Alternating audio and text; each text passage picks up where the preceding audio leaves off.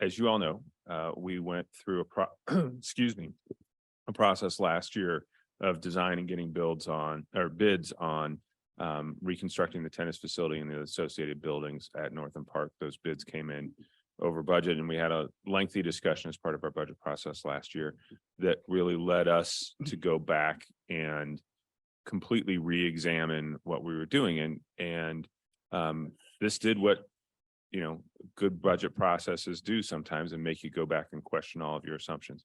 So what we decided to do as a team was go back and really look at all of the data that we had around tennis, look at all the demand data that we have from our own facility, get some outside help to understand the national trends and regional trends better, and then really come back to you what we think is some data and some information and some recommendations going forward that we think really give you the best summation that we can of what we know about our tennis courts as they're used today, what we know about trends in the tennis industry and tennis usage going forward, and provide that data to you, and then go out and get some feedback from the community over the next couple of weeks as we move forward toward really putting this project back out to bid. So with that, I'm going to turn it over to Debbie and let her and the team run you through all the information.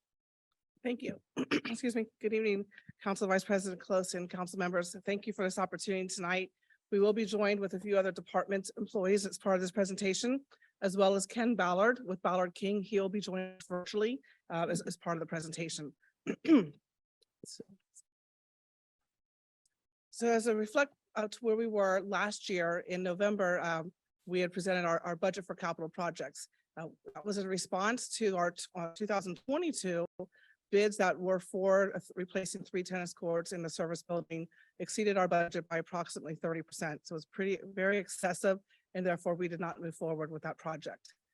We revised the project into one phase for all the courts and the tennis building, and we appropriated the amount for the revised back to the same amount of funds consistent with our 2020 vision plan budget estimates. Excuse me.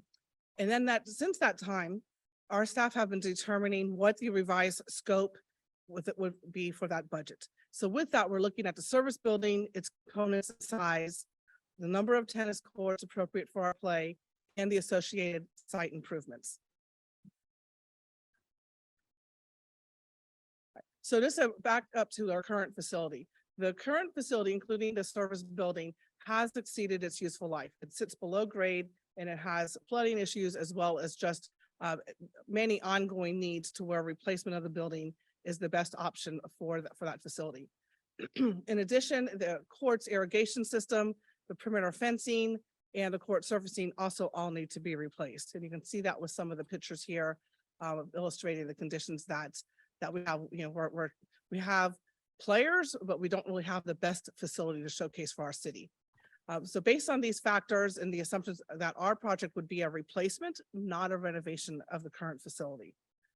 So with that, the process that we have undertaken, excuse me, since this time in December is to step back and determine if we were going to build a new facility to serve the clay tennis, what would be the size and the scope of that project? What is the right size based on today's current trends and market? And what's different now from when we started the vision plan is we have a reservation system, which gives us very reliable data on the play usage of our tennis complex. We have collaborated with the Northam Park Tennis Advisory Committee. I have worked with them for 8 years and have really got to know the clay tennis and the differences with clay tennis, and more than what the social aspects as well as the recreational aspects that the clay tennis complex and the people involved really take a lot of respect and privilege in knowing that they're part of that operation. We have worked with OHM Advisors. That is the landscape design firm that we started the process with.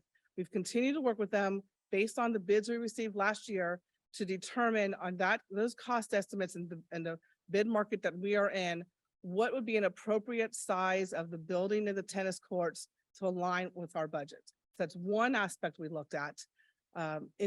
Additionally, we have worked with Ballard King, which is a national recreation consultant firm. You may recall that they did work on our recreation community center operating pro forma last year as an update to that process as well.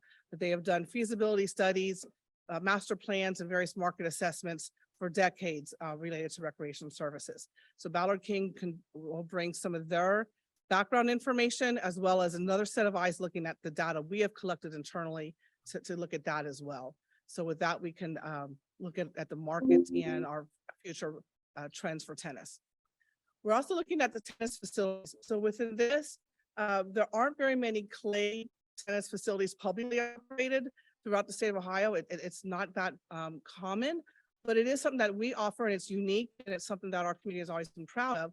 So we look at the Greater Columbus Tennis Association and the facilities that are part of the leagues that are also part of Northam that offer league matches at both a combination of public and privately operated facilities.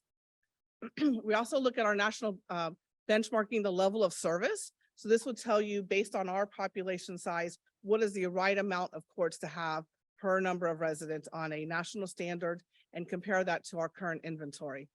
So we can look at where we line up with that and know that we also have some areas where we are underserved. We'll look at our membership history, particularly in the recent years and where we are. And with that, you'll see the trends both with residents and non-residents as part of that membership history.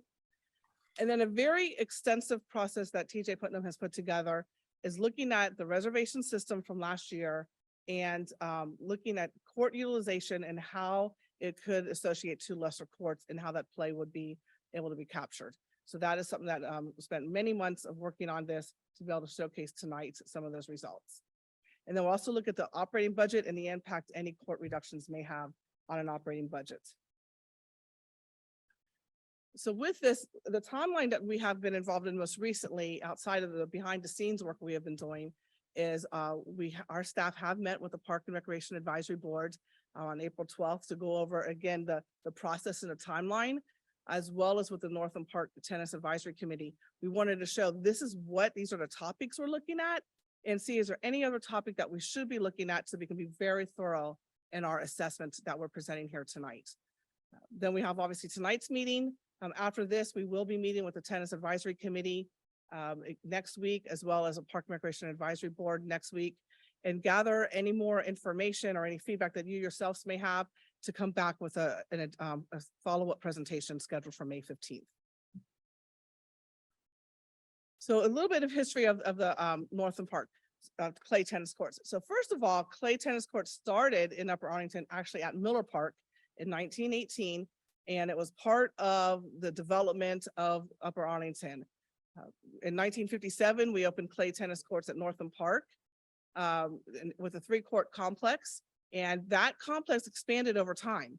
So where we had 3 courts, then expanded to 6, to 10, and to current day at 12. So over years, we've had a different number of courts to serve the tennis community. Tennis became both a recreation and a social aspect of Upper Arlington in both our formation and throughout the years. It is something that is really unique to the clay tennis community within the social activities that are present at Northam and the people involved. And I do have to give credit to the Northam Park Tennis Advisory Committee because they are the group that coordinates the social activities and the tournaments. We as a city operate the facility, but they're the ones that bring in those program opportunities. The clay tennis courts, they do attract an older population, particularly allowing members to keep active. This was definitely prevalent during the pandemic, where indoor activities for particularly older adults were not available, but clay tennis was, and our outdoor tennis was. So that was something that, again, shows some of the advantages that we have with having this in our array of services. The youth instructional programs. This is where we our tennis pros that are in contract with the city. They offer instructional programs to over a few hundred children each year. It's a very vibrant program and it introduces many children to the sport of tennis. So that is a good way for children to learn this sport. As we look at the history of Northam tennis membership, what the chart is illustrating is the purchases of tennis or the combination of aquatics and tennis seasonal passes. This does not include those few hundred youth that I just mentioned, mainly because as a way to try to get children to try The sport of tennis, we do not require a membership because we do not want to have that financial barrier. So that those numbers are not included in here, but you will see that we have an 11-year picture here where you see that generally from 2012 to 2022, we're generally in the same range. One thing of note is in 2022, we had the most number of residents in that 12-year picture. But generally, and this here does show a 68% Upper Arlington residents versus non-residents. All right, as we look at regional tennis, excuse me, facilities, as I mentioned, the Greater Columbus Tennis Association, that is the entity that provides league play that many of our members join the facility to play in the leagues. And within that, those are throughout the Columbus region. So we have at Northam is in 22, we had 17 women's teams and 12 men's teams, so 29 teams overall. Those league matches are, the home matches are at Northam. Away matches are on, if they're clay courts, it's on the chart to your left, but they could also be on hard court surfaces. So you'll see on this chart that there are 16, the chart shows only the clay court facilities within the GCTA, not all of the the asphalt courts. So within that, there are 2 public facilities. We have Northam Park, which is city owned and operated, and then Champions is owned by the city of Columbus, but operated by the membership. There are 14 private facilities, and you'll see there are a range of courts within the clay range from 2 to 12, with the most common being 6 and 7 courts. And as I said, in addition, they also play on 30 hard court complexes, providing another, almost 250 additional courts. So with this, we now want to hand it over to Ken Ballard with Ballard King. He's going to join us virtually and go over a series of slides. Well, good evening. I'm Ken Ballard. I'm founder and principal of Ballard King and Associates. And I want to talk a little bit about kind of the market or a general overview of that market.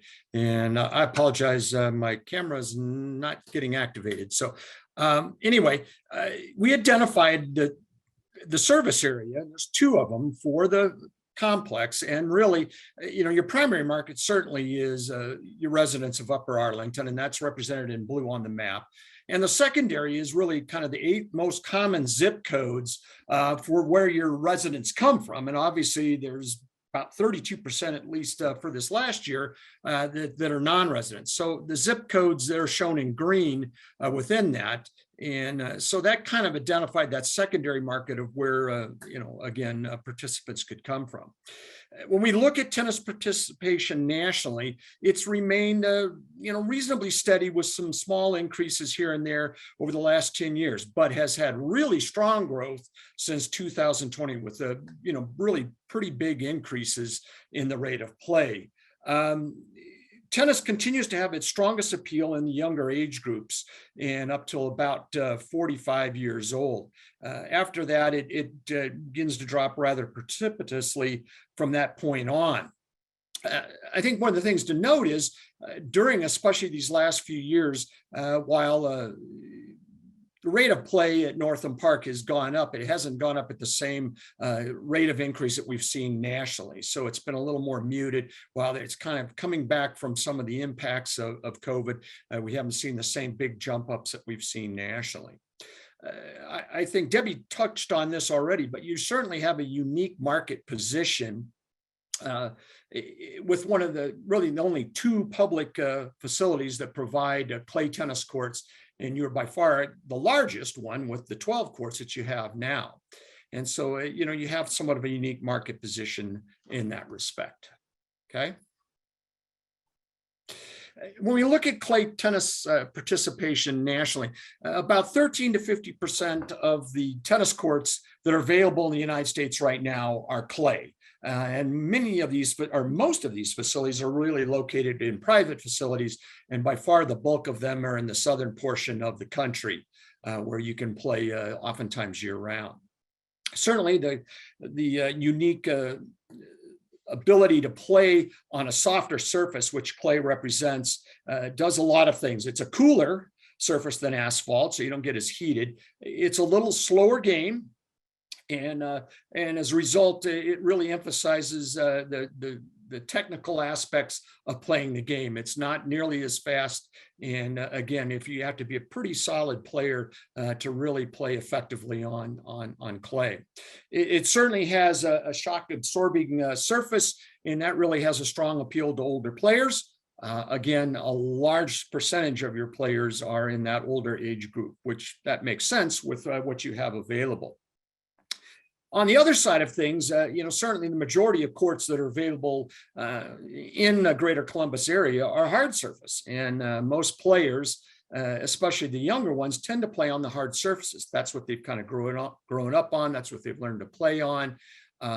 But it is a little bit tough if you consistently kind of go back and forth between clay surface and a hard court surface because of the uniqueness of the game. So a lot of times for especially younger players, they're playing the vast majority of their matches, especially if they're playing high school or others, on hard court surfaces. So a little less willing to play on a consistent basis on clay because of the differences.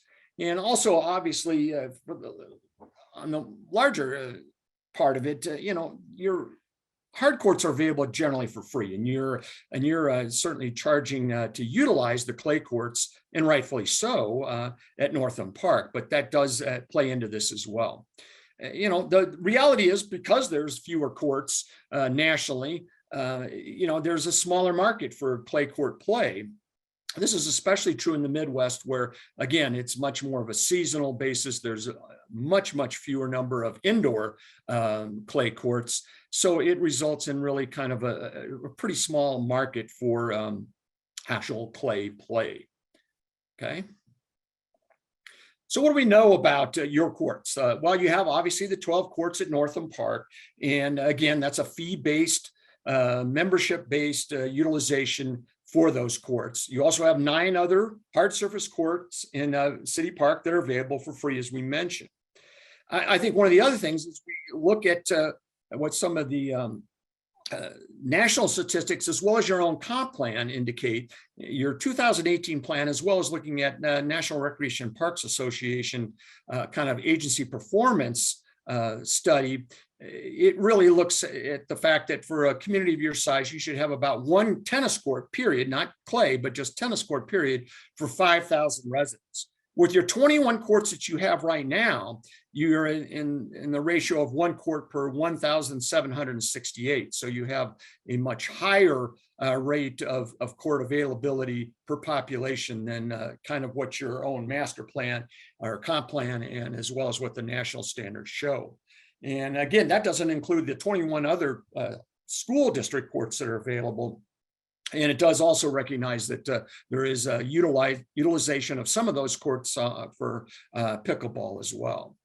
And so really, if we look at your current population, your level of service would say you need basically 8 total tennis courts to serve the community. And obviously at 21, we're significantly above that. Go ahead. So I'll turn it back then to Debbie to go through this next section. Yeah, so at this time, TJ Putnam will come up and go through the tennis court analysis that has been conducted, and we'll come back to Ken Ballard for a few more slides after that. All right. Good evening, members of council. Like Debbie said and Ken said, we put together a pretty thorough tennis court usage analysis for using last year's data. And what we did was we did 2 major studies. The first study, we looked at a reservation system. We wanted to calculate a reservation percentage rate. So how many reservations we had, total number of time divided by our total operational hours. So we come up with a percentage rate. For the second study, we took all the reservations from 2022 and we ran it through a simulation to try and see how many of those reservations we could accommodate on a condensed number of courts. For that, we made some assumptions and we were willing to reschedule reservations within a reasonable amount of time to determine that data. So we took the 12 courts, condensed it down, and really wanted to see how many courts we couldn't accommodate. All right.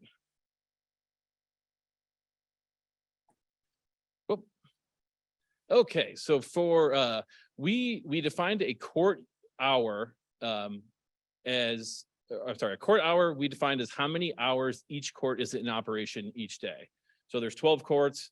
We just looked at, all the hours that we were open, and we, took out for weekend hours when we're not open as late, and we, July 4th, we're not open, so we didn't include those.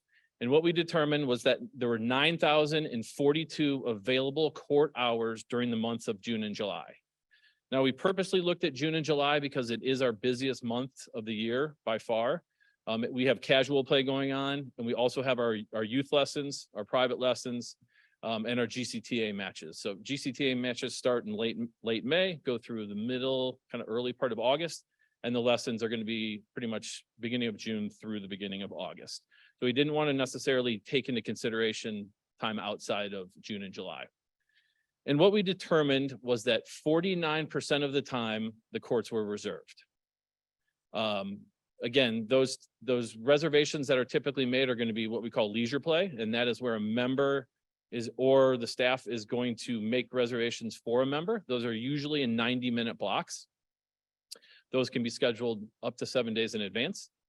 We have leagues for reservations, and those are usually put in all about the same amount at the beginning of the year.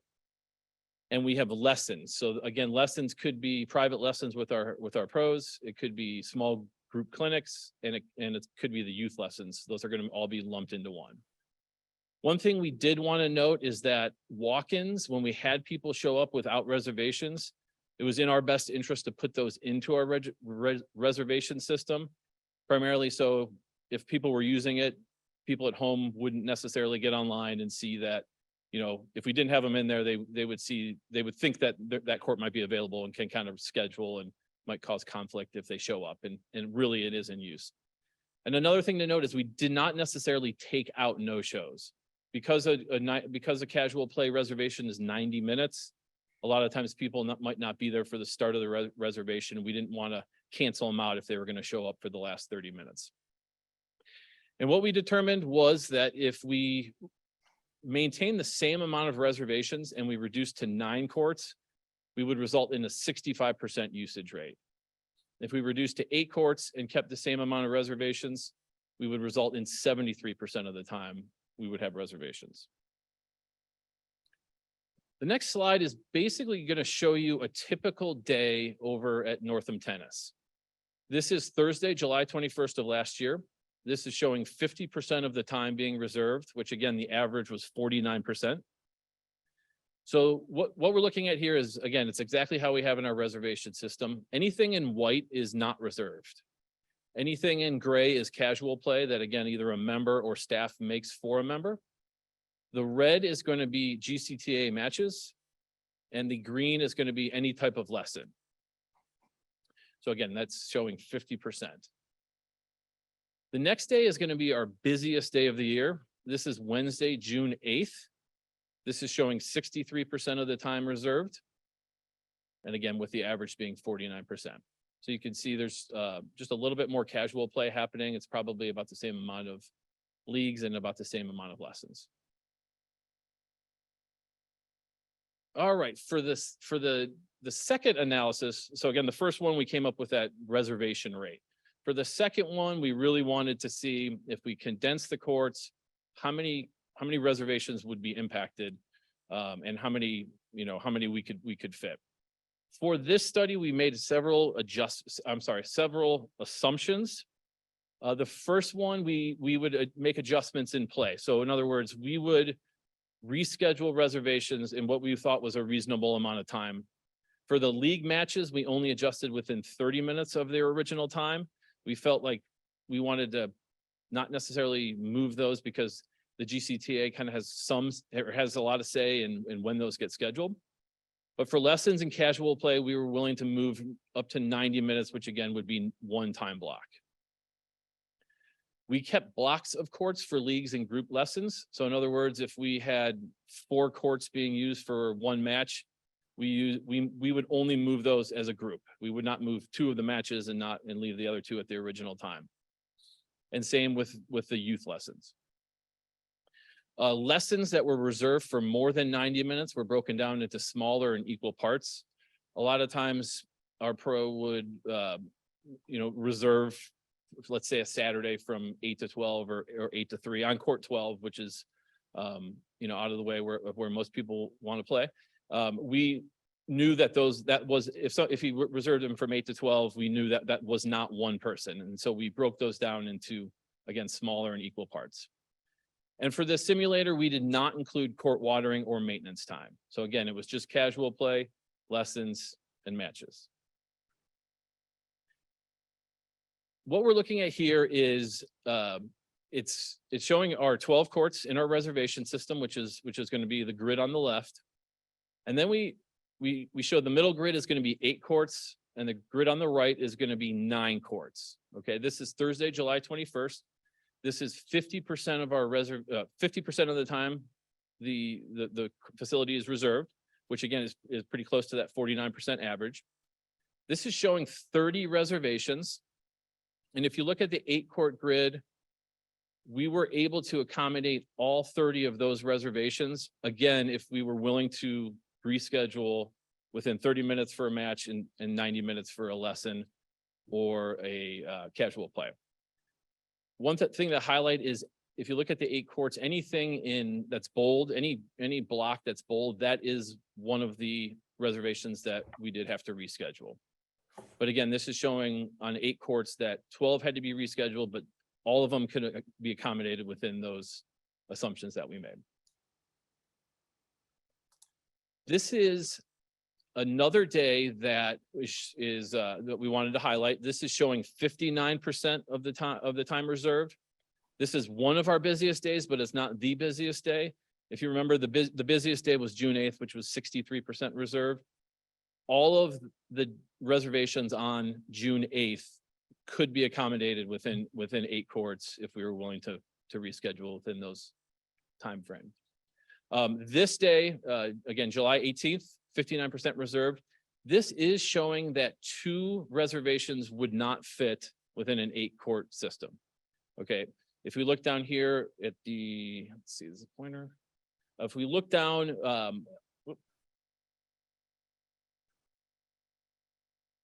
if we look down at the 8-court at the very last part of the day, there are 2 casual play reservations that we would have had to move more than one time block to fit it in within our kind of simulator.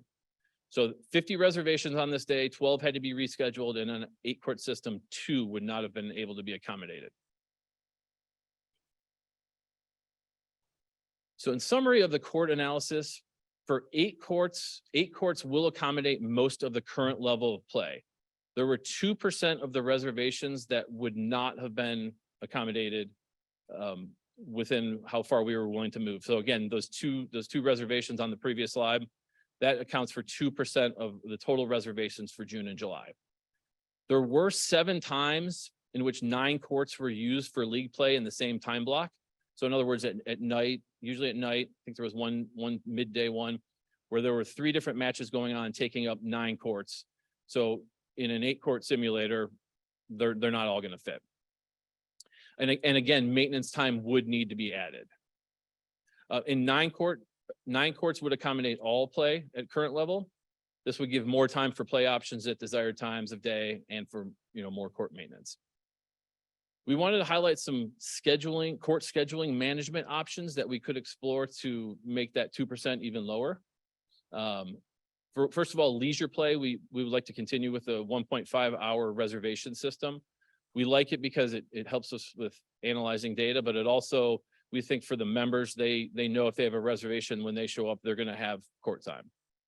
League play, we would like to determine if time limits are necessary.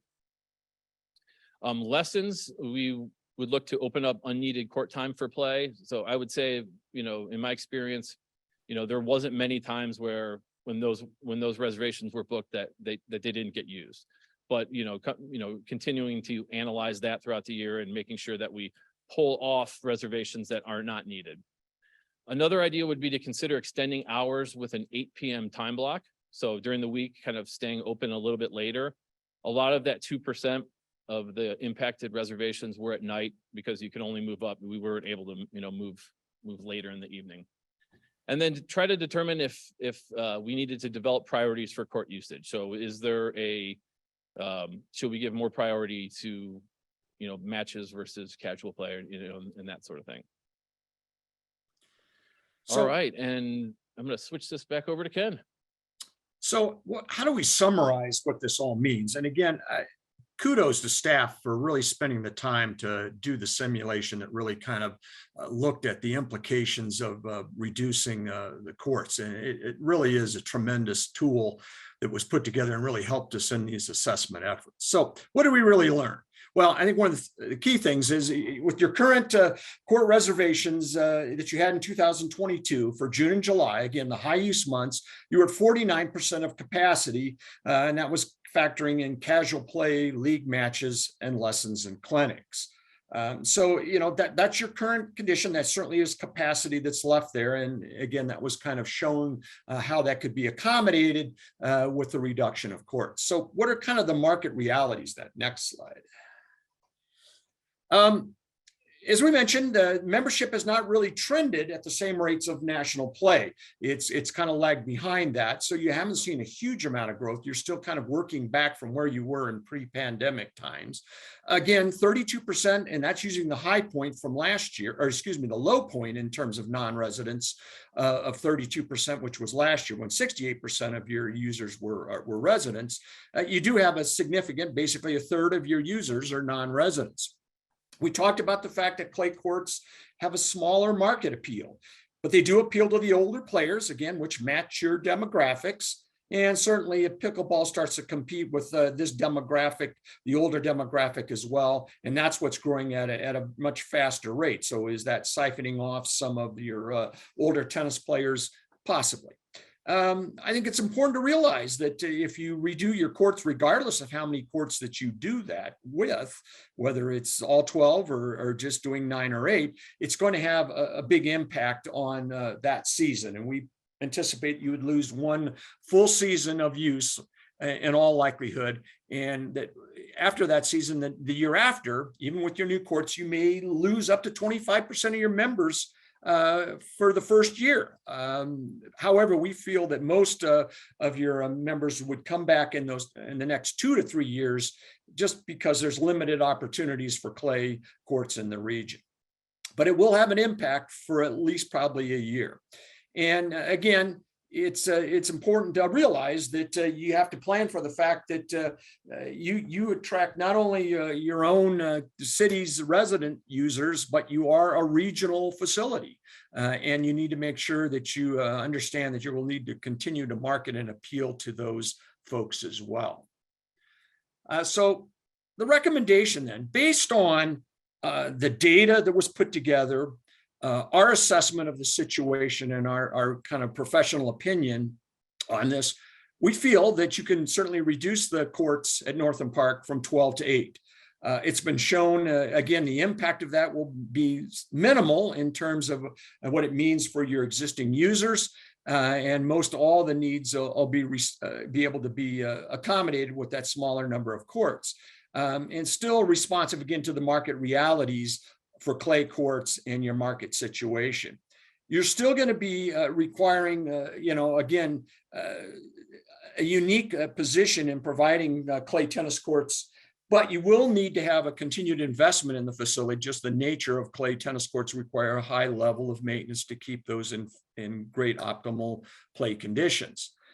If you didn't want to go to 8 courts, certainly I think 9 is an option if you wanted to look at that. It does give you a little more room if growth in tennis continues on, if that starts to pick up in the market where you are right now, then it gives you some room to grow that.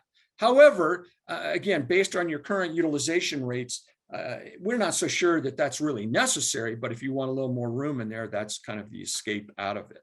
I think it's also important to realize is that you have limited park acreage in general.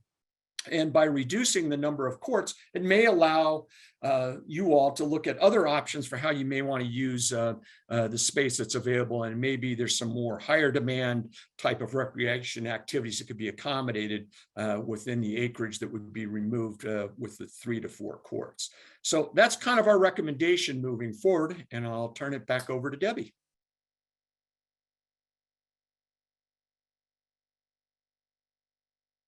Great, thank you, Ken.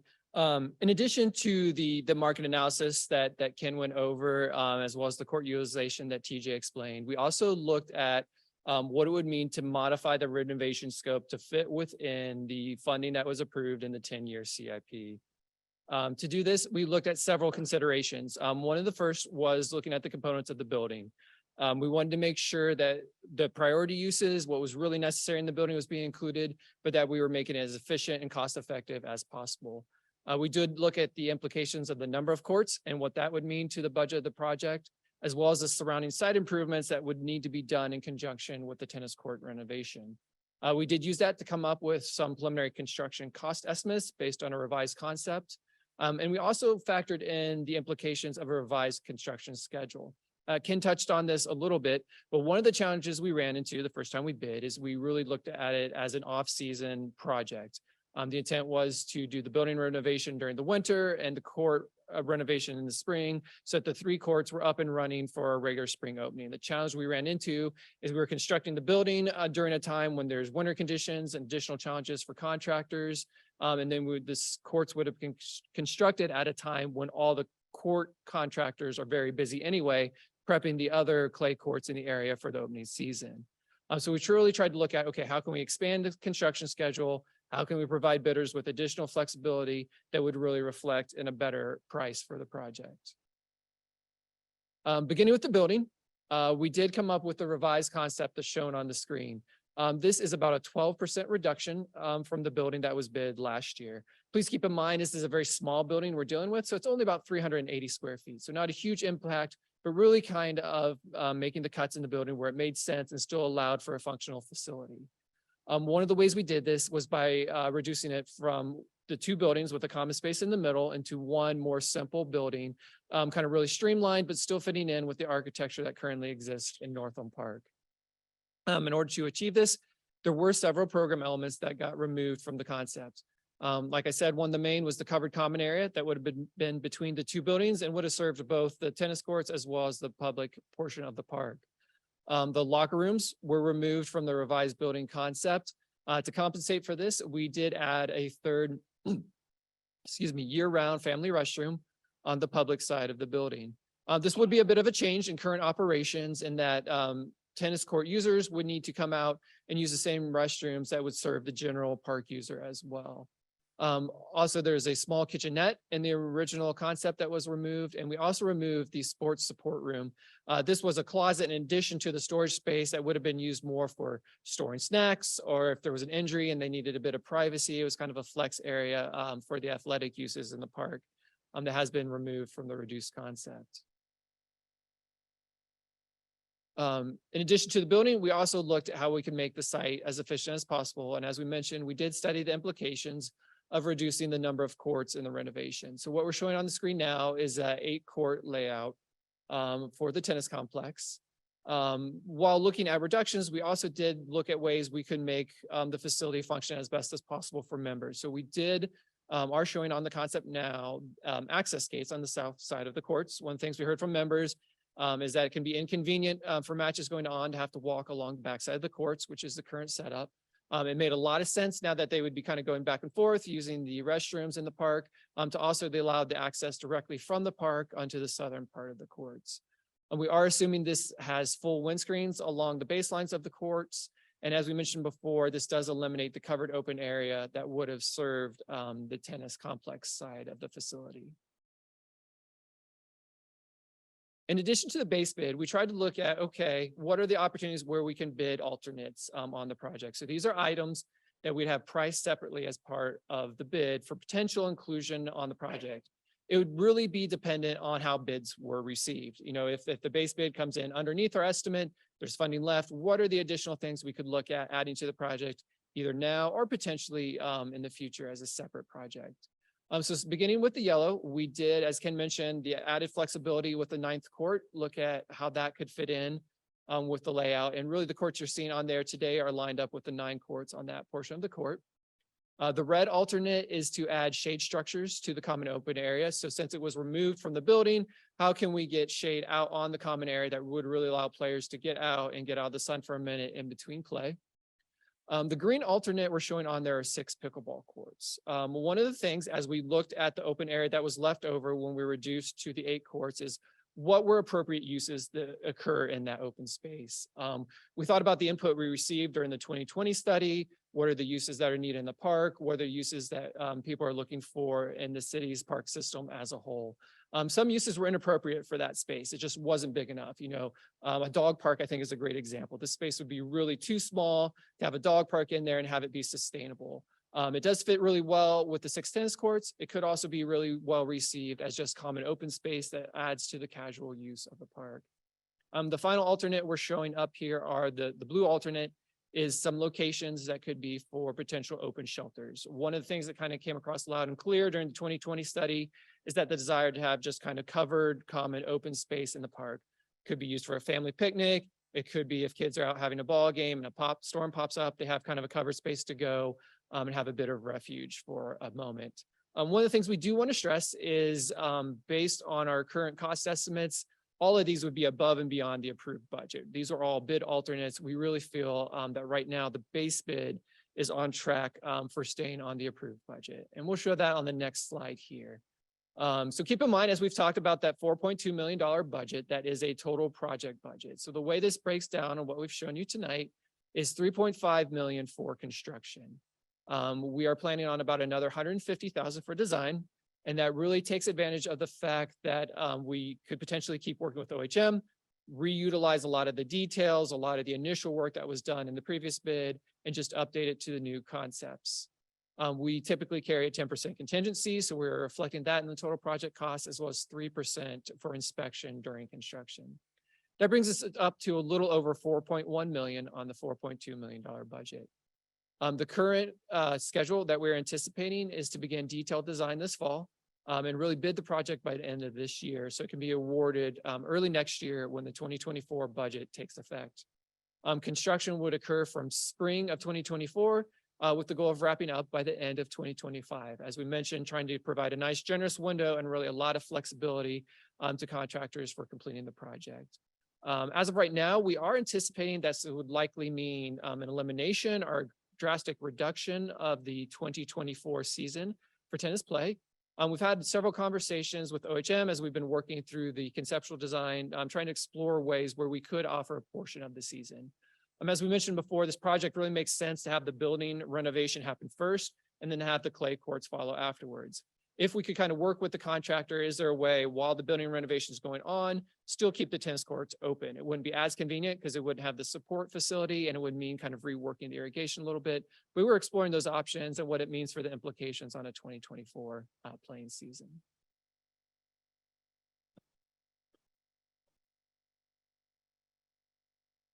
All right, I will wrap up the presentation, going over some of the operational budget impacts if there were going to be reduced courts with this recommendation. So as we see here, this is the actual budgets from 2018 through 22, and then the current 23 budget. So you'll see that, you know, our revenue is pretty steady, as well as expenses. The net operating fluctuates from, you know, a high of negative almost 19,000 to last year. We actually had a profit of a little bit over $5,000. The expenses that really vary in here will be some of the staff costs, you know, obviously based on rainy days and good weather days and what staff levels may be working at the facility. Expenses are what repairs do we get into? You know, some years we spend quite a bit of money on either building or plumbing or irrigation repairs, and that's all reflective here in this budget. The 23 budget, just because we appropriate for the authority to spend. This is basically more likely the most we would spend on staff, the most we would spend on expenses. So it's shows a little higher than what reality typically is, but it does give you a snapshot of our operating budget. A few things that would fluctuate based on the number of courts would be the number of the maintenance for courts, as well as our membership retainage. So with that, if we look at the financial impact of less courts, where the direct court expenses would include our court material for each court, the annual preparation, which is where we come in, level the courts, and have a company come in and put down the lines and prepare the facility for our opening, and then our watering expenses. So it's estimated about $2,100 per court for a season. So if we were to reduce to 8 courts, that would be a reduction of $8,400 a year. And if we reduce to a 9-court system, that would be a $6,300 cost reduction. So you see the net operating impact of that. It does fluctuate a small amount, but we still overall, it's not a major impact on the operating budget. When we look at membership, this is one where, as Ken Ballard had indicated, there are some factors that could lead into having some membership reductions, such as, what happened with the 24 season and its impact, the perceptions of a court reduction, or our retention of memberships. But at the same time, a reinvestment into a clay facility and its uniqueness in the market would also be an attraction for clay tennis players. So with that, we know that there will be some volatility within membership. And just to give you some ballpark dollar amounts of what that could estimate be, what we calculated is we offer both resident and non-resident membership rates. So taking the average of the various rates on a per player level, the average cost is about $276 per member. This does not include our members that choose to have the aquatic option. Just for simplicity, we stuck to just the tennis membership. So a 10% reduction, that's roughly about 53 members. It would be basically, just shy of $15,000 in change of the fluctuation of revenue. So as we look at this chart does not reflect any change in revenue. It's the same chart that shows a reduction based on court maintenance cost. And you can just eyeball that and see that if you had to modify it by approximately $15,000, it could increase that net operating subsidy, for here up to about $35,000 on an 8-court system and a little bit more on the 9-court system. So with that, and I'll get back to the summary of this being a subsidized operation. When we step back and we look at all the various assessments between our consultant and staff that have been conducted, we are seeing the market analysis primarily by Ballard King recommending an 8-court system would serve the markets. We're seeing the court assessment would showcase an 8-court system with all but 2% of the play being accommodated. 9 courts obviously would add more court time, but also gives us time to factor in our maintenance. However, when we do know and step back and look at an updated facility, an updated irrigation system, we can work with within an 8-court system, we can still work in our maintenance time with a better system. The renovation costs that Jeff went over show that our base budget is based on an 8-court system based on the cost we received last year. And we do plan, if council wants us to go in this direction, to have a bid alternate for a 9th court so that we could see what that cost would be. We are expecting some sort of modifications in our number of members over the next few years in reaction to one, the change, but secondly, also by a new reinvestment in a state-of-the-art facility. As I mentioned on the previous slides within the operating budget, we do expect a cost recovery to be between 75 to 80%, 85%. And with that, that would be an annual supplement an operating budget of about $20,000 to $50,000. But for this, it's very similar to what we have had over years. And that estimate does not include the cost of construction, as we do not typically add the cost of construction to an operating budget. But it is something that we wanted to point to your attention, just so you realize that ongoing, we anticipate that this would be a supplemented budget through our operations. So overall summary from staff is, when we take everything aside and we understand that, as Ballard King had mentioned, that we do have an excess number of tennis courts in our community based on that national standards. But clay courts, we feel, stand different. It is part of our community's culture, our tradition, and the legacy that we have had in Upper Arlington. And as staff, we feel that that is an important service to have within our park operations. So we believe that the clay tennis courts should be a reinvestment, particularly for all ages, but particularly also we do know that it does serve our older adults looking for health activities, recreational activities, as well as the social benefits that come from playing in the various levels of play that we offer at Northam. Now, we have seen that the 8-court system will serve the demand based on the assessments that we provided within the assessments that we've done. And then the 9th court, we know that it very well may exceed our budget estimates for renovation. So with that, that's why we only have it as a bid alternate and part of the base bid. We do recognize that the operating expenses will be a minor reduction based on the number of courts. And there will continue to be a subsidized operation, but we feel as staff that it is appropriate for this type of niche service and the market that we are serving, that it is something that we do continue to offer the service and subsidize within our budget operations.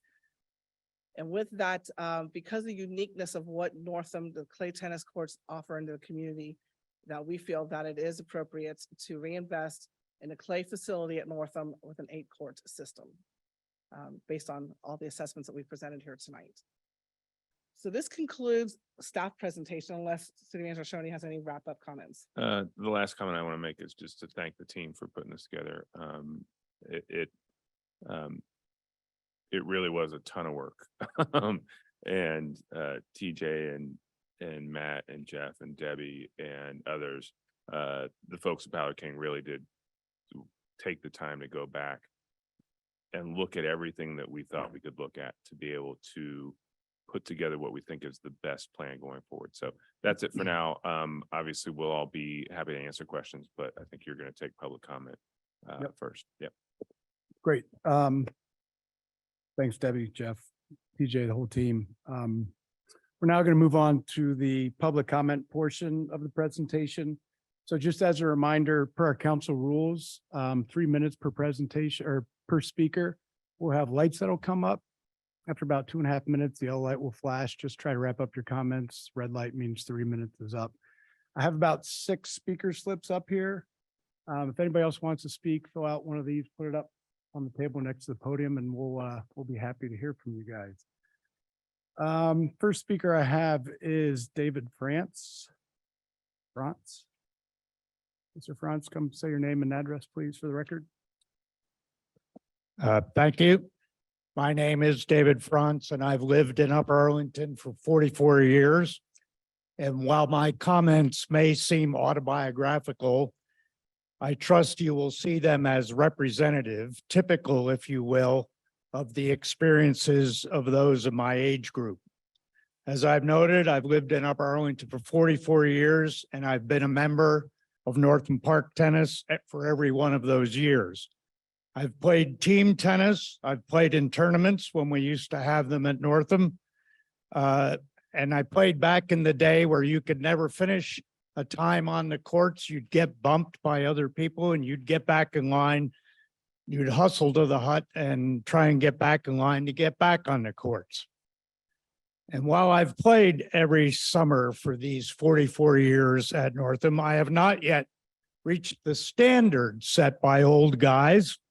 The late, great Roland Scherer, who played into his 90s, but I'm on the track. I am living proof that tennis is a lifelong sport. I started playing tennis when I was 5, and I'll turn 81 this summer, but I would not be playing if it were not for our true courts.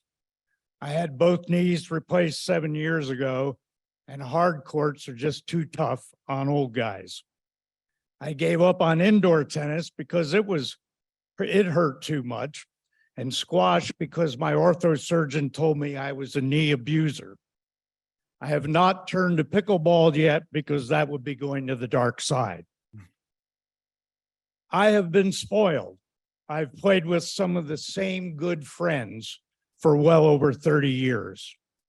We are all retired, and we are oddballs because most of us do not mind playing in the heat of the day. That is not true for most of us in our age group. That means we've been able to get a court every time we wanted it. I've been fortunate to develop great friendships through tennis. Friendships not related to my place of work. Having another world outside of the work world is such a tonic.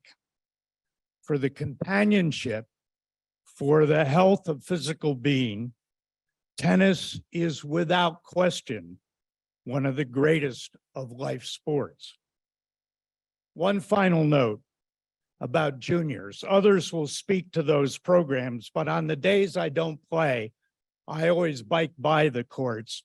And I see what a great job Mike Haddow and his staff do with young people. It should never be taken for granted. And that brings me to my final point. Because tennis is a life sport, for some number of us at Northam, it is also multi-generational.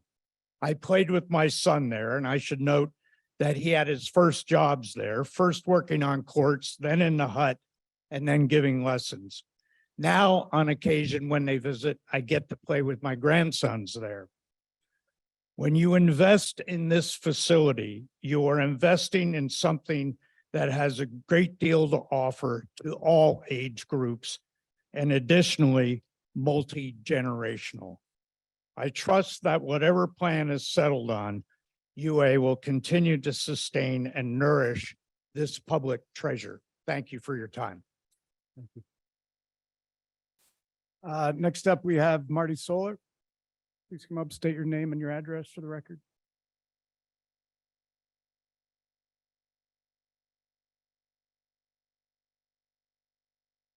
I'm Marty Solar, live at 4483 Castile Street.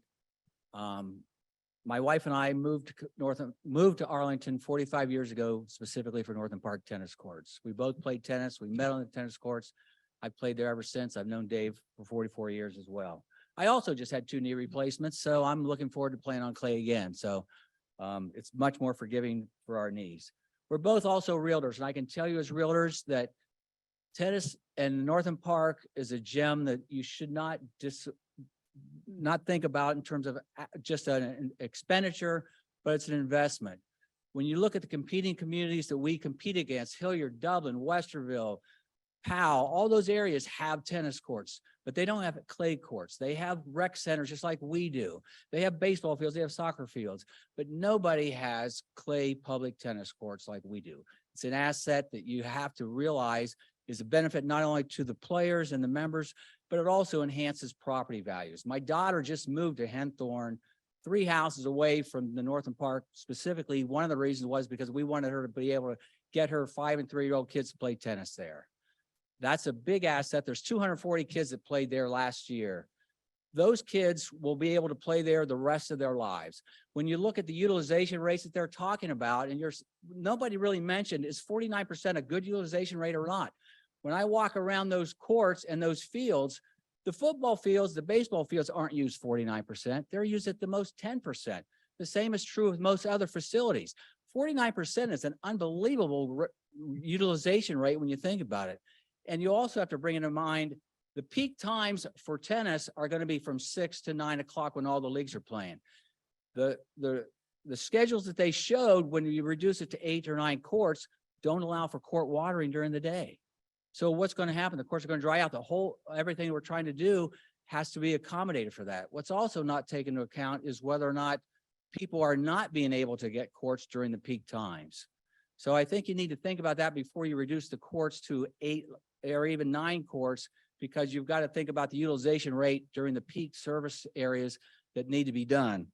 And then the other thing I would think about is, we talked about the overrun, the cost overruns, but the fact that we might lose a whole season is very detrimental to the tennis community. There's no reason from my viewpoint as a realtor to say, if your peak building seasons are in the spring, why can't you move this building season to the fall or August or later? You only got a 380 square foot building. That's the size of 2 sheds in Upper Arlington. That's not going to take more than 6 months to build. So there's no reason why you couldn't potentially move that to a later period. So at least we have 3 months worth of tennis that we can accommodate our leagues and our youth play, because they could be playing just like Dave Franz for 45 or 50 years. Thank you. Next, we have Norma Wagner. Hello. Thank you for the opportunity to talk tonight. I'm Norma Wagner. I've also lived in Upper Arlington for 40+ years. And you're hearing this passion from tennis players tonight. And that's because we love our sport. As has been mentioned, it's a lifelong sport.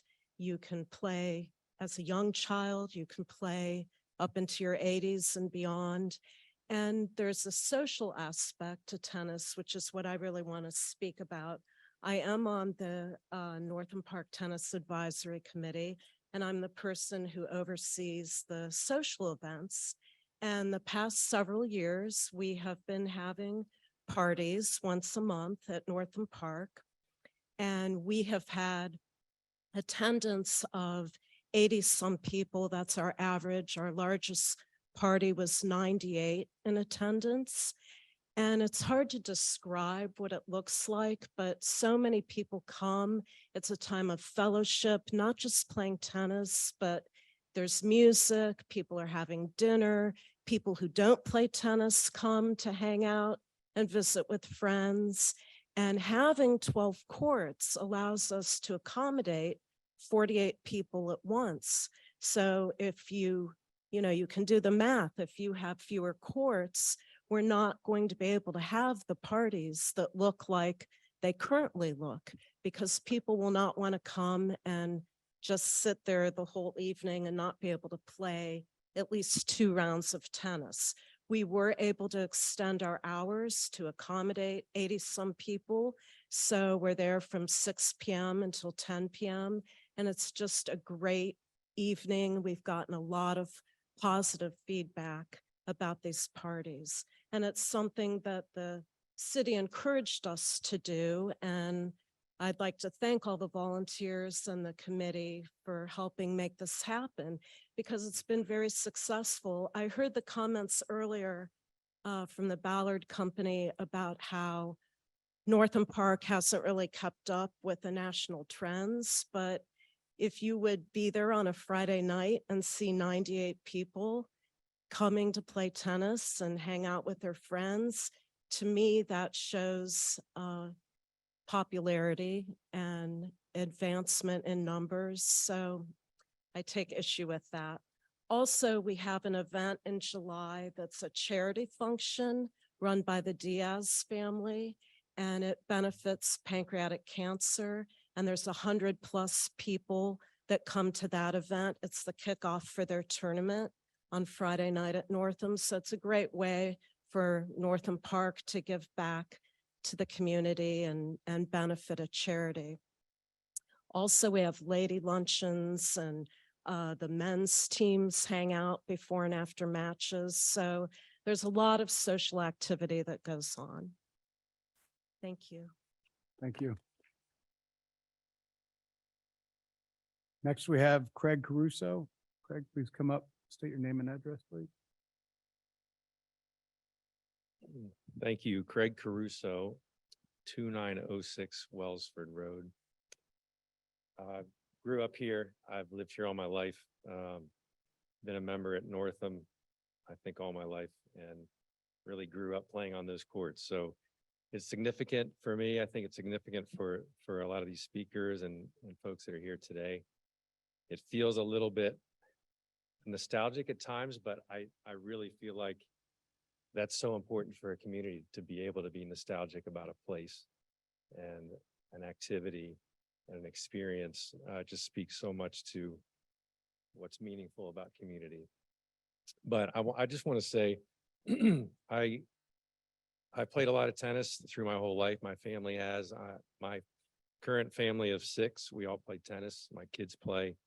My parents still play. My dad's 80. He plays 2 and 3 times a week at Northam in the summers. A lot of my relationships in life are from tennis and from Northam tennis. In fact, my first job was at Northam. Just significant parts of my memories are associated with the park there at Northam and those tennis courts. The beautiful thing about tennis is the way it brings people together. It was mentioned before, just the multi-generational aspect of tennis, not just seeing different people of different ages come out on the courts, but on the same court, you can have kids in middle school and seniors playing a very competitive match. And it's unique, it's special. My daughter and I train in the summers in the early mornings at Northam Park. She was willing to get up surprisingly at 7 o'clock and work out because we couldn't get a court.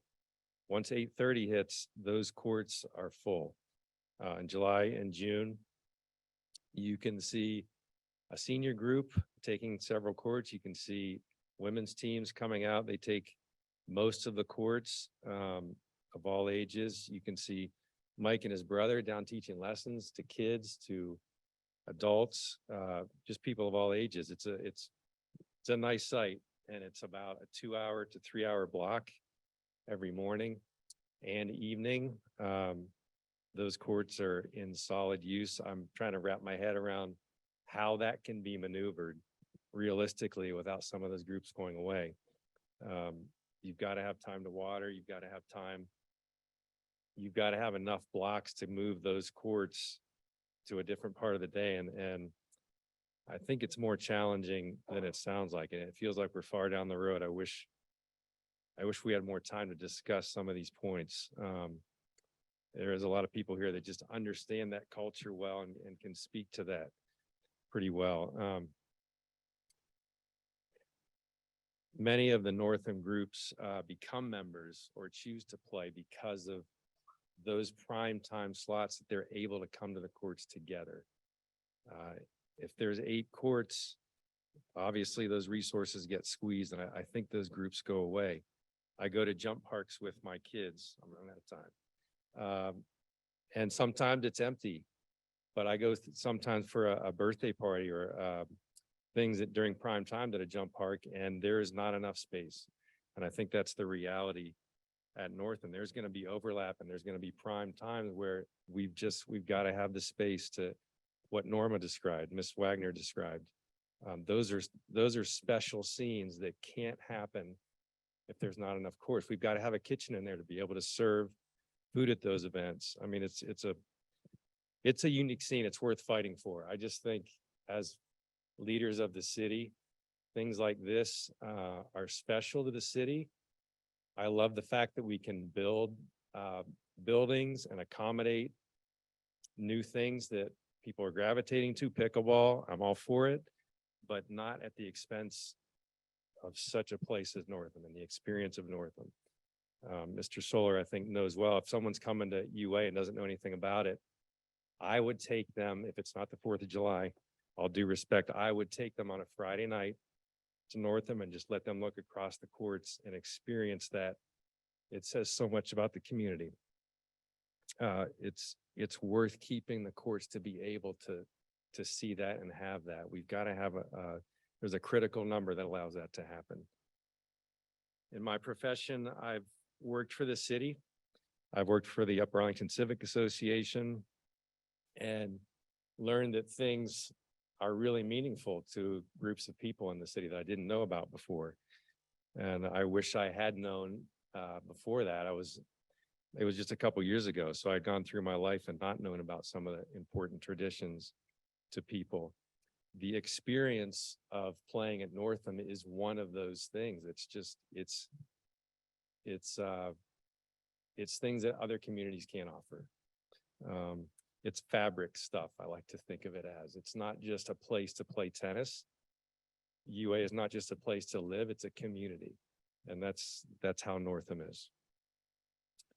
Mr. Crusoe, can you I'm sorry. conclude your remarks if you're coming to the Am I end? overtime? Yeah, I'm but go sorry. ahead and wrap I'm up. No, sorry. you're fine. That's all I wanted to say. I'd love to talk to each one of you. Thanks for your time. Sorry. I went Thank over. you. No, you're fine. Next up is Jeffrey Bebo. Mr. Bebo, please state your name and address for the record, please.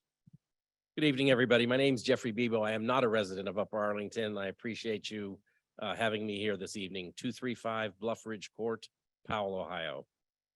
I'd like to share my thoughts with you this evening and appreciate it. There has been a lot of work that's gone into it as a city manager, excuse me, related to everybody here. I'm a businessman here in Columbus, and I'm very involved in the tennis community. I'm a United States Tennis Association player, as many of these folks are. I've served on the Midwest United States Tennis Association committees for a number of years. That's 5 states surrounding Ohio. I'm the Upper Arlington boys tennis coach. I've been there since 2017 with another coach. and I'm the president of the Greater Columbus Tennis Association, which is my primary reason for being here tonight, not being an Upper Arlington resident. So again, thank you for having me. I think you're all familiar with the GCTA organization, so I won't go into it. It's a nonprofit, and we certainly provide money to the community. The city of Columbus Parks and Rec is our primary receiver of our donations that we receive from a national organization, from the United States Tennis Association, as well as the $15 a summer that we charge the people that are in here to play in our leagues. We have about 100 volunteers. We have 3,300 people that participate in that. Northam Park has 28 teams out of 267. So I'll do the math for you. That's about 11% of the total teams here in Columbus.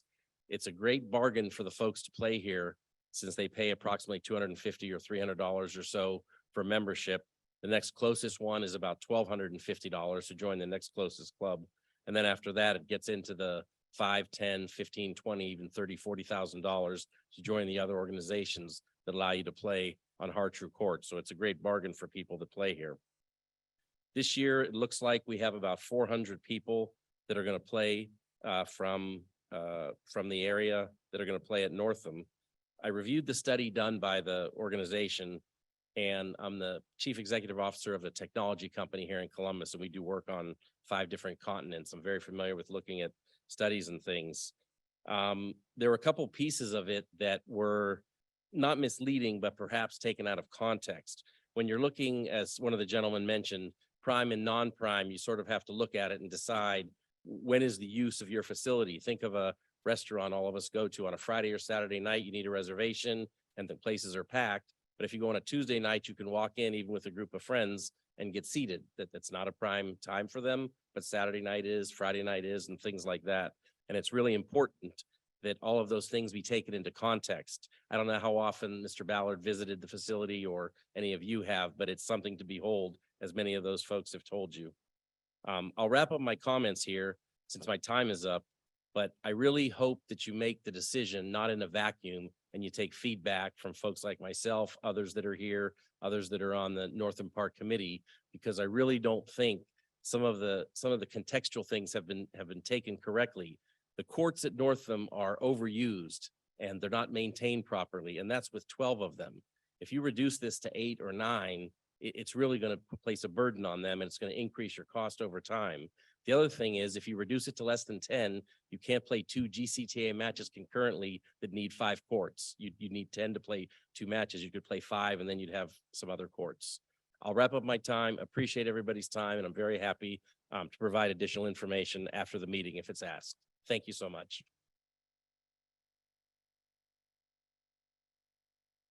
This is our last speaker slip. If you have if you want to hand it to our city manager, we'll get to you here last. Next up is Scott Zanin. Mr. Zanin, come up, full name, address, please.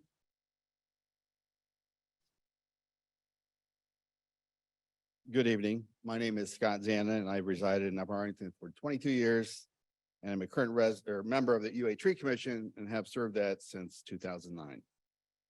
I want to make clear to my fellow tennis brethren, everybody here tonight, that I'm here as not anti-tennis, but pro pickleball. The dark side. Friend Doug Trotter and I have been passionate, longtime pickleball advocates for this city. Please recognize the need for dedicated, permanent pickleball courts within UA. Many Columbus suburbs, and I will include Hilliard, Dublin, Grove City, Bexley, Worthington, Westerville, New Albany, Powell, and Delaware have these, and it's time they come here. Pickleball is growing nationally at a tremendous rate and can peacefully coexist with the tennis community. Many people here I've played with and against for many years. It was a part of a community I was with for 30 plus years. So speaking on behalf of a very vibrant and large contingent of local pickleball players, please consider our needs. Thank you. Thank you. Last speaker of the night, Walt Thiemann. I actually hadn't planned on speaking, so a little spontaneous. I have lived in Arlington for 20 years. I've been a member of Northam Park for 40 years. I was one of the non-residents for a number of years.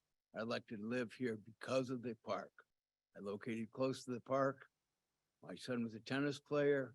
He taught lessons with the Haddos for a number of years. From that point, he went off to college. He's come back. He's been the head tennis coach at Upper Arlington the last 6 years. Just last weekend, I ran a tournament at the high school. We had 100 entries into the tournament. People from Cleveland, Pennsylvania, Chicago, and they were just amazed at the tennis facility at the high school. The high school is a great facility because people started in Northam Park. Many of the players there, the tradition of Arlington has been phenomenal. They went 60 straight years having somebody represent the city of Upper Arlington in the state tournament. An incredible record. Even the Red Wings didn't go that many years. I think it's a big mistake to cut back the number of courts for many reasons. I know you're talking of efficiency. I like Marty's comment that, you know, the baseball fields aren't used much more than 10%. And you're squeezing those times from 5:30 to 5. A lot of people that work don't get here at 5. You know, you can't just move people around. They have their schedules. I know the Haddos have moved a lot of their lessons over to other facilities because they don't have enough courts. You know, you're going to eliminate a lot of the lessons and the growth of Upper Arlington tennis should you elect to cut down the number of courts. It's a squeeze between the GCTA, which I also play in the mornings. We don't get courts. We have to reserve them 7 days in advance. I play with a group of elderly men, myself included. We have 3 courts every Monday, Wednesday, Friday. 2 to 4, a lot of vacant times. Maybe that's maintenance, but you know, you're not factoring that into your 49%. Another thing, you did make a profit last year. And now you're assuming another $30,000 increase to create a loss for next year. I mean, the whole Midwest, maybe the country, looks at Arlington as a phenomenal place to live. And one of the reasons is because of the tennis. Okay. Anyway, a lot of the non-residents like myself end up moving to Arlington because of the tennis facilities. And I think it's part of the reputation. I think Marty addressed the real estate aspect, and you know, I think it's a major plus for the community. Thank you. Thank you. All right, we're now going to move to council comments, questions, discussion. Mr. Lynch? Yeah, I want to thank the staff for a very, very detailed report today. I know many members of council are very data driven, so the data helps. I also want to thank the residents here today who came out because I'm gonna just be frank, you guys were very classy. A lot of people come to us with their hair on fire, calling us all sorts of names, but you engaged in a very civil dialogue, and we appreciate that because civility is very important to us. And I also want to thank you all because you, over the last 10 years, it's been a roller coaster ride, let's be honest, for the tennis community. Maybe 8 years ago, you had a council that wasn't really supportive of tennis. And then the last council was very supportive of tennis. And then last year, we put a plan together, went out to bid for 12 courts. So for the last 4 years, you've kind of had your mind wrapped around 12 courts. And it's just I'm just trying to show some empathy. I know my fellow council members also have empathy, and we want to put ourselves in your shoes. And we know it's been a rough journey for you. Just never knowing, is council on our side? Are they going to get our back? And I like to err on the side of being optimistic. At the end of the day, wherever we settle, we are going to have a preeminent tennis facility. It will be the MD. We just have to figure out what is the right number of courts. Now, you'll never find a bigger tennis fan on council than I am. Very outspoken about it. I have a hard time looking at the data and being able to justify 12 courts. But I also think 8 courts isn't the answer as well. Because we're looking at, we've had the strongest membership since 2014. We're seeing a big growth in the country. And I don't want to kill tennis. A lot of times government can pass policies and they kind of have the, opposite effect.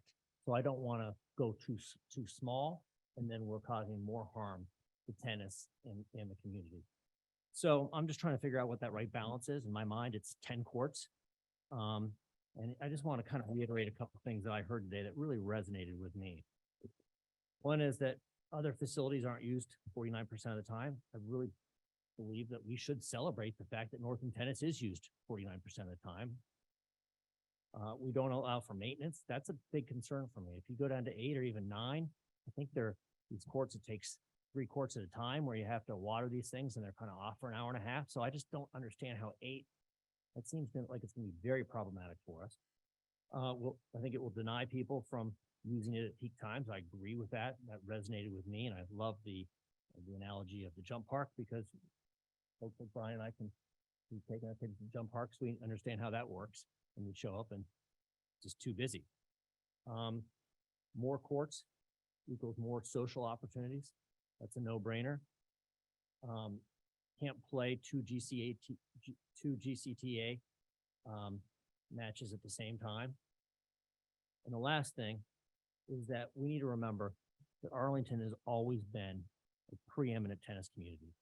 And if you haven't seen that, just head over to the high school, look at all the state championships we've had. Most of those students and those state champions have started their time at Northam Park. So to me, and I've used this analogy way too many times. I'll do it one more time. We just have to make sure that the porridge is the right temperature. It can't be too hot, can't be too cold. It's gotta be perfect. It's gotta be just right. And to me, 8 just doesn't seem right. It seems like the number should be 10, but I cannot, after seeing the data presented by our staff, justify 12. It's first. Thank you, Vice President Close. I have a couple of questions for staff as well as Ballard and King. Sports has played a really, really important role in my life, although I've never really played tennis outside of a gym class. And quite frankly, I actually looked it up while some of you were speaking and while staff was presenting. We didn't even have tennis courts at my high school. So I might come from a different background than my colleague in that it is actually very hard for me to understand the cultural and traditional love for this sport, because I haven't lived in and I haven't even been immersed in it socially. So from a place of empathy, know that I'm listening, but I'm also trying to assess social investment as a government and how do we do that in an intelligent, thoughtful way, not just right now, but for generations to come. And so my colleague's right. We care a lot about data. And I apologize. I forgot our consultant's first name. Ken, thank you. So Ken, I'm interested in the data point that you had used about how we use national standards for numbers of courts based on how many people live within a community. And as I'm sure you've heard from public comment and you've heard from my colleagues' remarks, Upper Arlington, we may use our courts more. So for example, I might not ever pick up a racket, but some folks here are doing it 3 times a week, 6 times a week. I don't know. So I'm curious why we use population data as the metric, and if there's any other information that we use that assesses whether or not a number of courts are appropriate for the size of a community. Well, 2 things. We looked at your comp plan, 2018 comp plan, which is based on the needs and expectation and the level of service for Upper Arlington. So it's not just the national numbers out of the National Recreation and Parks Association. It's your own planning document that you have that set a level of service at 1 court per 5,000 of population. How that was arrived at, I can't tell you. But that represents when that study was done at what they felt the level of service needed to be in terms of provision of tennis courts. That happens to just match up with the national number of communities of your size. It's more coincidence than anything else, but it does basically say that's within your own planning document, the 1 court per 5,000. I recognize that UA is a great tennis town. And it's just one of the factors that obviously you utilize in some of these planning efforts. Is that an absolute number that says we can't exceed that, or we have to exactly be that?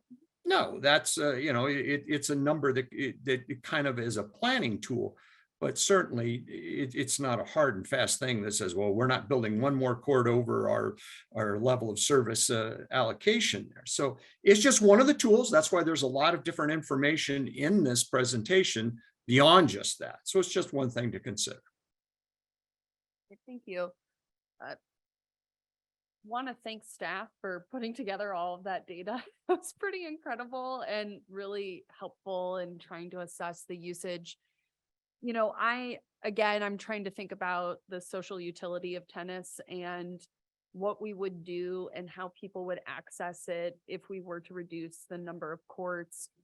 It's very obvious to me the difference and the importance of the difference between clay versus non-clay. And I don't want to necessarily say that it's not a big deal to assume that somebody could play on a hard court surface as opposed to a clay court surface.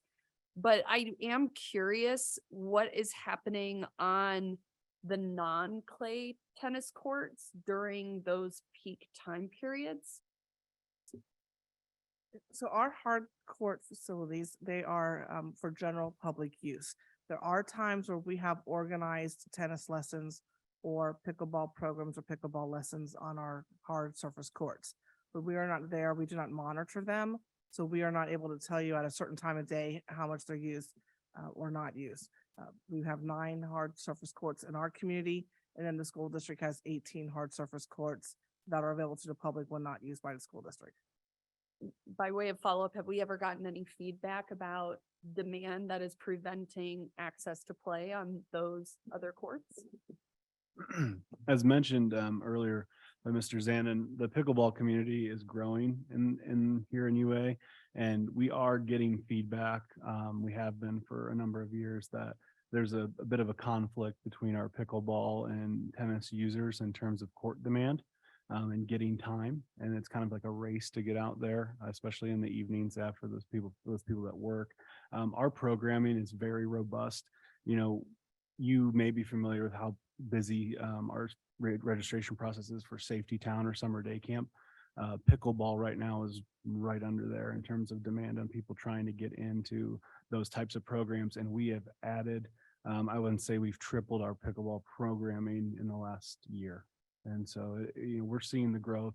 We're hearing, and not so much recently, but we have heard some emails and some phone calls about, wanting to know when different things are scheduled. And so we have made efforts to get signage out at the parks, try to schedule our programs, but also give the public a clear description of what they can expect when they go out there. But they do, I would say it's growingly competing with each other at our hard courts.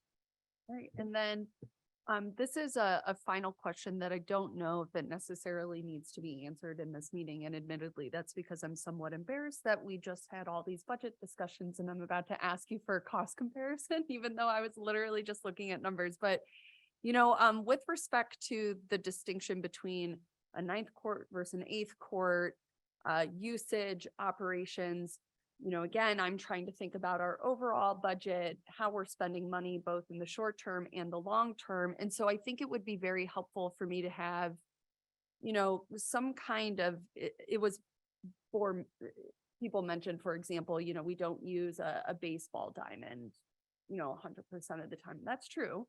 I guess I would be curious, was the cost of operating a baseball diamond? We certainly couldn't fit one where a 9th court would go. I guess I'm trying to get a sense of, our overall spending, the best use of it, and how I compare a potential 9th court cost to other things we do. And maybe then I have to make a judgment on my priorities in spending, but it would be helpful to kind of be able to say, what's something that compares to that? That's it for me. Thank you. We can look at that. And I think one of the variables with that would be if you're looking at the operating cost of a ball diamond athletic field, it's very subjective to the condition of the turf, as we went through that extensive process last year. So there's a very, very wide range of a good condition to a rescue level turf and everything involved. So we'll work on some numbers, but it's not a simple, this is the cost of diamond. The other thing I would add to that is part of the reason that one of the advantages to how we've laid this out is that we will have firm costs on what a ninth court will add if we go with the plan that we have now, which is to bid and add alternate for that ninth court. So that council can make, when it comes time to make that decision regarding whether to move forward, we will have that ability. The other thing that I would say is we will have the ability to go back and add that ninth court later with the layout that the team and OHM have put together. That is not space that is easily used for something else. And so should council decide now not to move forward with a ninth court, find that the demand is there and that the desire is to add that later, we will be doing things as we do the construction to make that addition as cost effective in the future as we can, should council make those decisions. But we won't have that data to allow you to make that decision until the bids come back in late in the year, early next.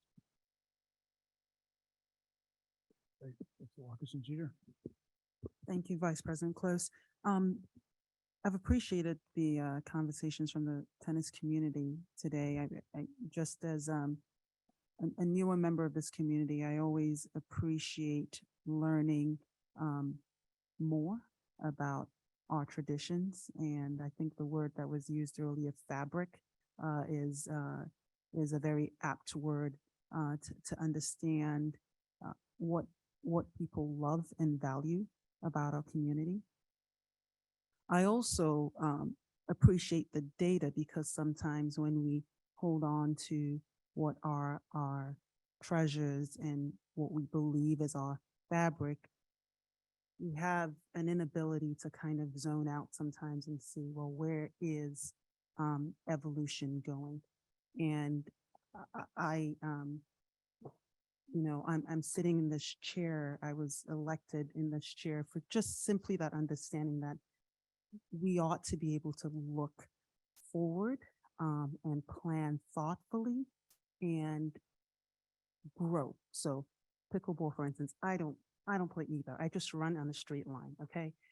Sports was also very important to me. So pickleball, for instance, I also don't understand anything about pickleball, but the data is also there showing a growth in that, a community that values that, and how in this our fixed space where we're already landlocked, fully developed community, do we accommodate for what's coming?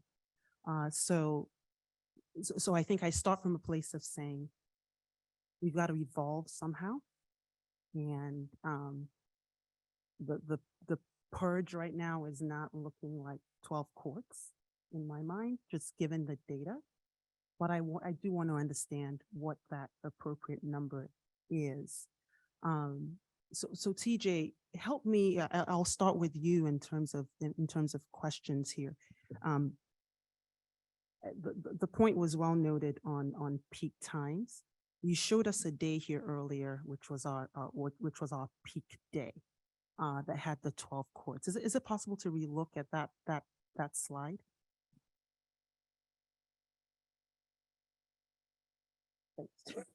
There was a day, I think was it Page 21. Yeah. Yeah, that would be June 8th. Yeah, June 8th. Slide 18. And if this is a peak day, Correct. This would be the busiest day of the year. and we know that the peak time is what time? So the peak time is going to be kind of like the second to last time slot, which is that 5:30 to 7 time slot. So I would say like 6 p.m. Also 9 a.m. And that would be typical of a weekday. Okay, I remember, I'm sorry, I wish I had my laptop pulled up here, but I remember kind of looking at this and thinking, this is our peak usage day. So on that, what I'm seeing here is the support that in that time frame, that's our peak time. Do we see all the courts being used? And I'm assuming morning is also a Yeah, peak time. that is correct. The 9 o'clock hour, they are all in use. And the 6 o'clock hour, they are all in use. Okay, and this is leisure play.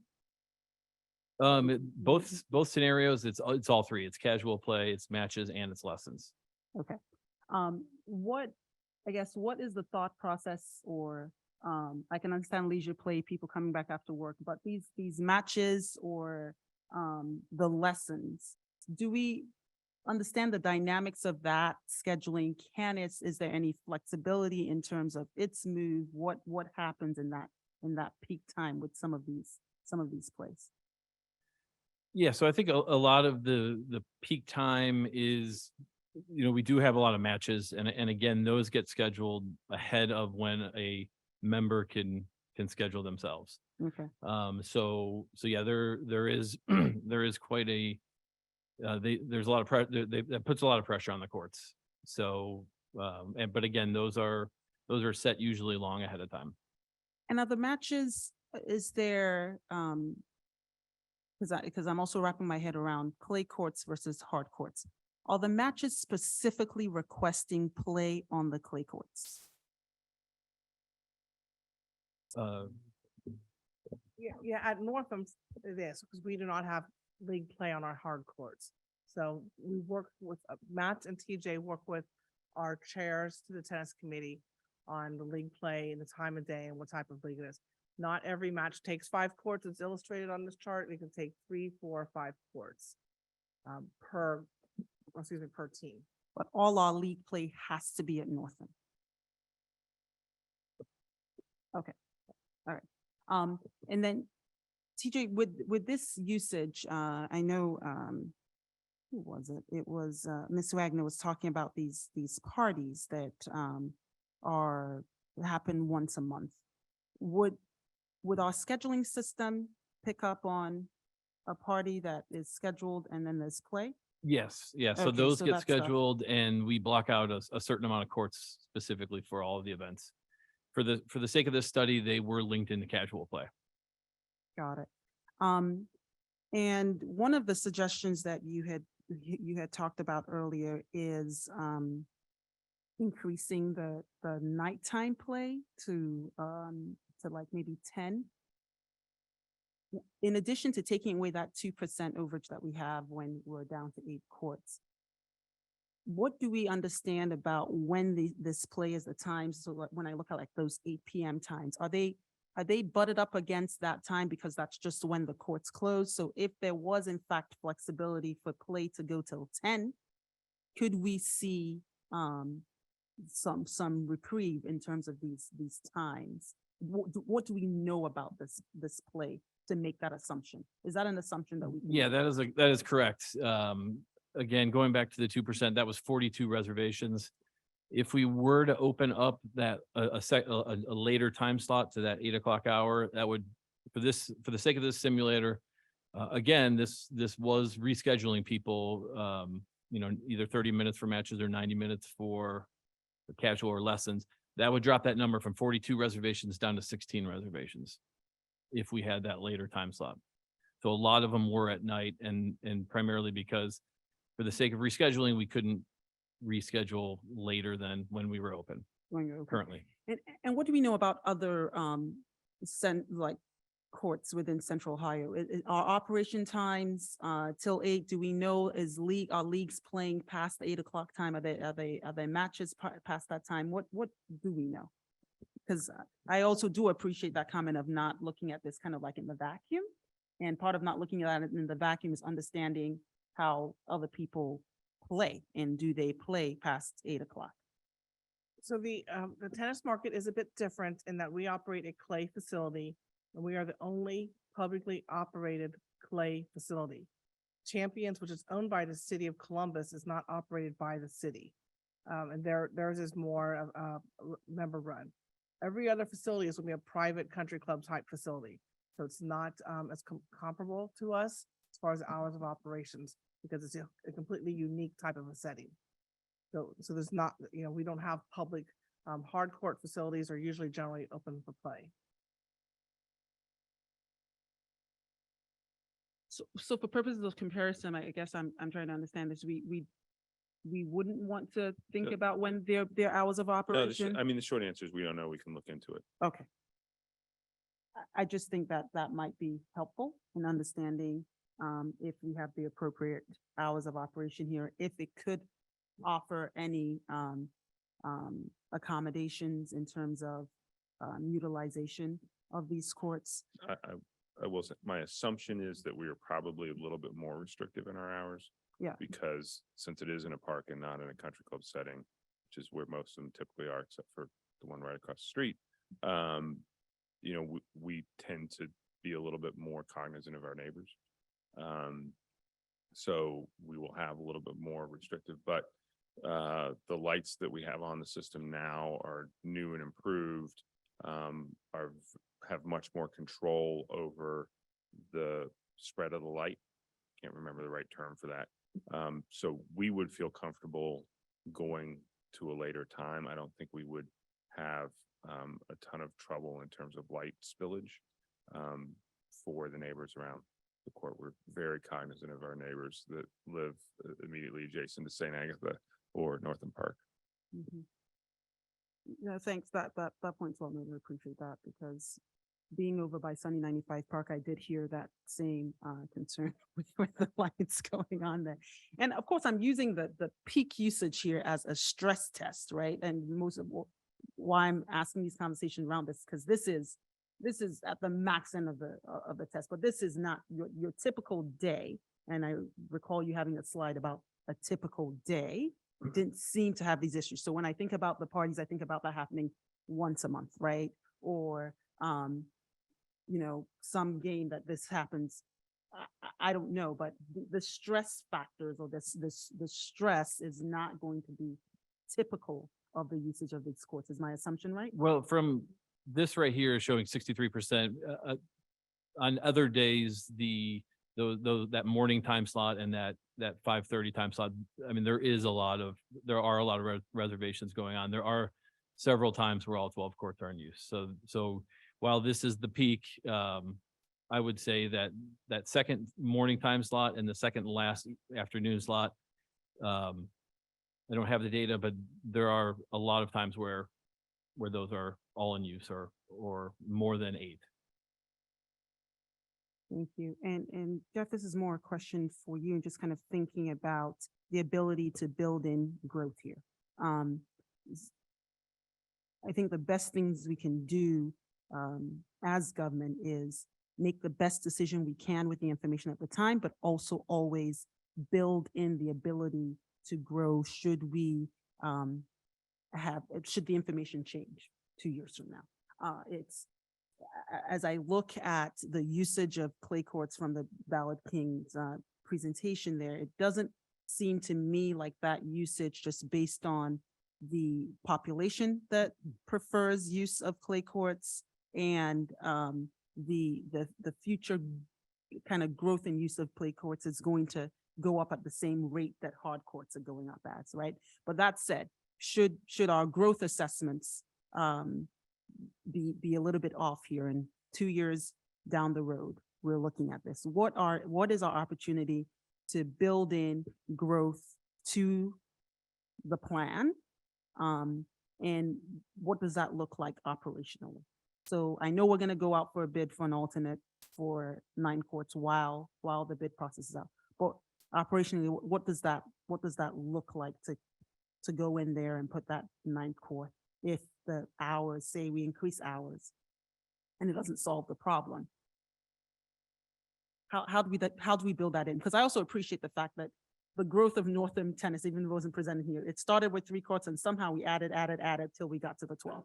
So we're getting to a place here, we're saying this is the appropriate number, but should we choose to add later on? What does that, walk me through what that looks like? So I think adding the 9th court would be a pretty minimal impact. Like City Manager Shoney touched on a little bit. If we do go out with a base bid of 8 and are not able to move forward with a 9th court, that space isn't really useful for a lot else. I mean, they're very adjacent to the tennis courts. There's not another use that would fit in there.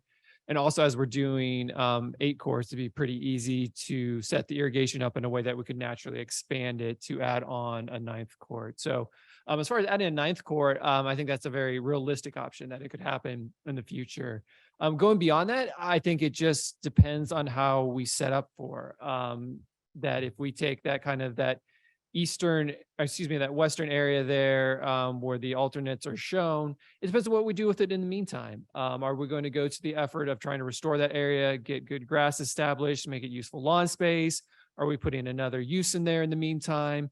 If we're putting something that we think is good use in there and then we rip it back up, it could be a lot of back and forth. So I think it's just really how much expansion do we want to set ourselves up for? That's helpful. Great. Well, thank you so much. Appreciate everyone's work and additional comments. The one thing I would add to that is expanding beyond 9 from an infrastructure standpoint adds a level of complexity, because we want to make sure that we're designing in the underground infrastructure, in particular the watering systems, because one of the things that's unique about clay courts versus hard surface, you've got to build in an underground watering structure. And so it's pretty easy, as we've looked at it, we think it's pretty easy to plan for and kind of rough in everything for the plumbing and for the controls to add a 9th court. When you get into coming back to that western portion, that would be a significant amount of rework and infrastructure that we would have to plan for. Is that accurate, Jeff? That's completely accurate. Yeah, I didn't want to get, and not to get into too much detail, but we also need to think about the grading. You know what I mean? Like if we're doing the 8 courts, it'd be pretty easy to set up in the grading in a way we can add the 9th. Coming back to the west side, we need to figure out, and we're not to this level of detail yet, but how are we draining that center court area? Are we sloping everything over into the open area? Where are we setting catch basins in that area? There's a lot of detail infrastructure that would go into that, and grading questions as well that we don't have answers to yet, but we would need to have in mind as we go through that could make it difficult to expand into the western area.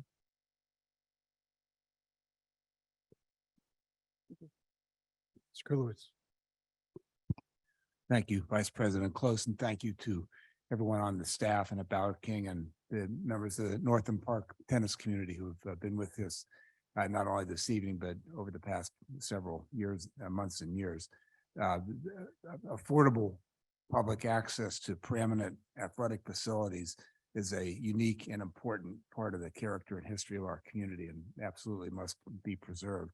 The thoughtful way that we're all going about this tonight, I think, is certainly a step in the right direction. There are 2 sets of data that either I don't understand from what's been presented, or I think would be useful if we could add. One deals with walk-ins. Just anecdotally, almost every time I've been by the Northam Park tennis facility, usually after leaving the pool, whatever, I've always seen people there just kind of walk in or ask if there's a court available. And it seems to me like ordinarily this is all anecdotal, but ordinarily they are accommodated. Do we have any sense of what the walk-in usage of the facilities is? So last year, we had 281 participants pay the daily fee for walk-in. Now that's like a walk-in, and then they make the reservation. Now for TJ, wait, I don't know if you have the data yet for walk-in versus pre-reservation. We don't have any data on that. I would feel, just from my own experience being down there, that there's usually not any trouble outside of potentially those 2 prime times. There were most of the times when people would walk in, we could accommodate them. Saturday mornings, potentially, that might be a little bit harder time if someone calls to schedule, but I would say that a lot of the members are scheduling ahead of time. A lot of times, 3, 5, 7 days in advance. What that tells me, though, and correct me if I'm wrong, is that when we're looking at the usage data, we should infer some usage on top of that, and probably in a material amount, not necessarily overwhelming, but there's a material amount of usage in addition, perhaps, to what the reservation statistics show us. Yeah, I think it's definitely something that, you know, it might be a good idea for us to consider keeping track of. And I'm not sure if our registration site has the ability to see how far in advance a reservation is made. Or Matt, Ju- maybe do you have any idea? Just a Yeah. so I don't know that That we do, sorry. I don't know that we can infer that I don't know that there's anything we can infer outside of the fact that for 2 hours a day, we have every court full. I don't think it's possible to infer that there is excess demand that's not being met. If I understand, if that was your statement. Well, yeah, and it comes from, if we're basing this decision on an assumption about a usage rate, which is a reservation-based assumption, that there's some material amount of usage above reservations that we also need to factor into the assumption. And it comes in, it's important for two reasons. Number one, because if we are making a budgeting decision based upon utility to the community, perhaps these are more used than just the pure reservations data would suggest to us. And then secondly, in terms of preserving capacity for people, I mean, you know, our lives are so planned, but there are times when we do want to do things spontaneously, and just, you know, to the extent we can factor that in, I think it'd be an important factor in considering the usage data. Can I clarify on that real quick? Is my understanding correct, though, that if someone walked in, you added them to the reservation That system? is correct. You just cannot distinguish after the fact in the aggregate, which ones were walk-in versus which ones pre-reserved ahead of That time? is correct. Yeah, Okay. it is in our best interest to schedule any walk-in that comes in, because if we don't, and someone is in fact on that court, someone from home looks and sees that it's not reserved, then they potentially could schedule it and come over and, you know, expect to be on that court. So we do put walk-ins in our reservation system. Right. What we don't know is how many people showed up, wanted to get a court, they were all in use and were not able to be accommodated at that in that moment. So they would be included in the reservation data. Correct. that Yeah, you- if somebody walked in, whether they paid a day pass or they were a member and they went onto a court, we would schedule them in our system and that would be reflected in this data. Thank you. And Yeah. the converse of that is, as TJ said earlier, is we do not remove no-shows. Right. So that is the point, because as they said, as TJ said, we don't want to remove somebody, have them show up for the last half hour, and there's somebody on their court. Thank you for that clarification. And then the other thing is on watering. It seems we should not assume that all 12 courts are going to be available throughout the open hours. And to what extent do we have to block out, at least mentally, court usage during the day for watering? Well, it varies on, you know, the past several hours where, you know, they do get watered at nights on days where we don't anticipate rain. If it's if it's a long stretch without rain, then, you know, we do try to water, you know, each court every day. When we do it throughout the day, we usually do it for under 10 minutes and you know, it's probably out of commission for an hour to factor in drying time. The way that the current irrigation system is set up is not as efficient as, you know, what a new project could lend to. Whereas a new project would be on their own zones and we'd be much more efficient at watering smaller sections of the facility with a new improved system.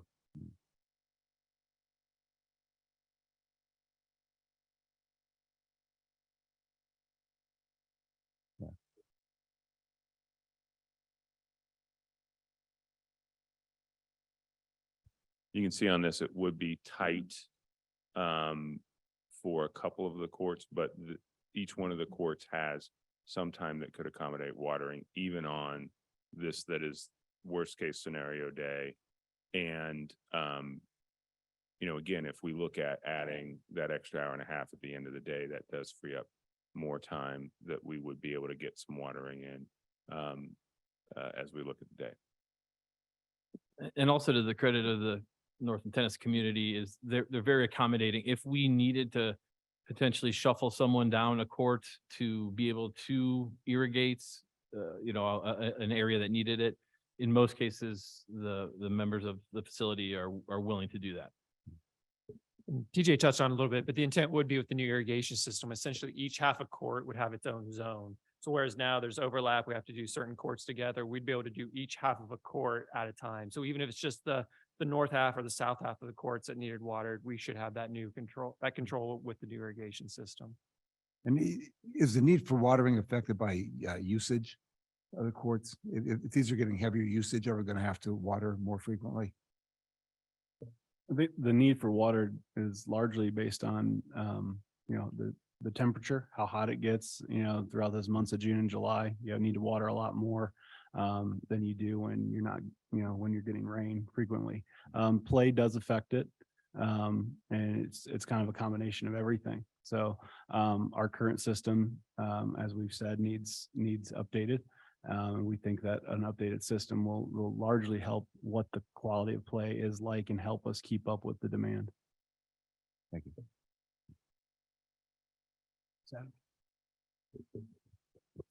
Thank you. I also wanted to really thank staff for all the in-depth work and all that data. I appreciate it. And I really wanted to thank everyone who came to the meeting today and who came to speak. It's really helpful to hear about the human impact of something that's ultimately a budget decision. And I do really value the impact for older residents and that social impact. And it really is important to me to see that intergenerational aspect as well. At the same time, we are here, we got to this point because of budget issues and coming in so far over budget. And I do appreciate the history of the community with the timing. And it really is unfortunate timing that at this point we're in this horrible market conditions for construction. And it's really the worst time when we have still the COVID impact, the war in Ukraine, now we're competing with Intel. So those are all the things I think we're really weighing here today. My colleagues asked a lot of the questions that I would have asked. I did want to explore a little more on that point of the intergenerational aspect. Do we have much data in terms of demographics and the youth play and the lessons? And then if those youth then stay on the courts, do we have any of that information? We have the demographics for the membership, and we could get the demographics for the actual check-ins for the visits. We do see a lot of the youth lesson participants playing during that time. And just from a number standpoint, from the number of people who are taking youth lessons and compared to the youth membership holders, it doesn't appear that there's a large amount of from lessons that are getting that membership. Now, we do require a competition development lesson group to purchase a junior membership, but we could get the data on how much those juniors are attending the facility. Thank you. As I mentioned, really all my other questions have been answered. Thank you. If you don't mind, Council Vice President, just a quick note on construction costs. You will note in here that, we're about $100,000 under our projected cost is about $100,000 under the budget. We joke around here a lot of times that I do predictions on how long meetings will take. And I've gotten pretty good at that. I don't think anybody around here is very good at predicting what construction costs will come in at these days. We were projecting well under for a while, or we were coming in we were projecting numbers that were well below what the bids came in for a while. Lately, we've been seeing bids come back better.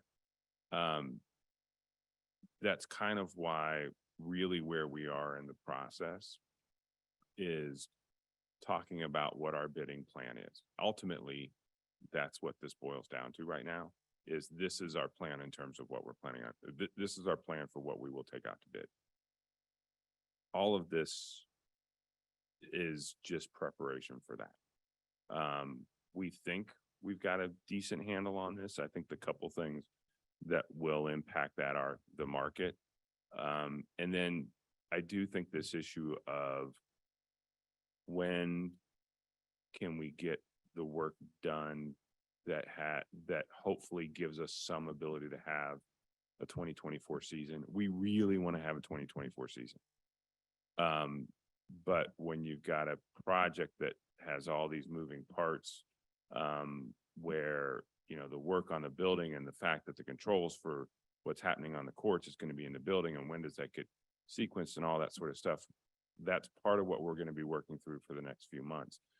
And so, you know, I will say, we talked about the alternates. The other thing that we are really going to look hard at from a budgetary standpoint, and it's not because of the membership, the operating revenue membership stuff, it's because of the impact on the players and the people who use the courts, is we're going to try really hard to see if we can find an economical way to have a season in 2024. But that's the other, just kind of full disclosure, that's the other really big unknown that as we go through this bidding process, we're going to pay really close attention to. I think the other thing to add that to, part of the reason we presented this with 8 courts plus a 9th as an alternate, we thought it's really important to set our bid up in a way that we're getting that per court cost. As Steve said, you know, we feel like we've reacted to the market. We feel like we've adjusted things. We feel like we're on target with our estimates, but until we got to bid, we really don't know. Having that per court cost is really important because that would allow us to present the data to council at that time to say, okay, in reality, can we only afford 7? Is it still worth moving forward? We want to kind of give this project as much flexibility as we can, so that we don't run into the situation where where it's like, we just can't move forward. We want to provide options that will allow us some flexibility to move forward. Great. You know, for me,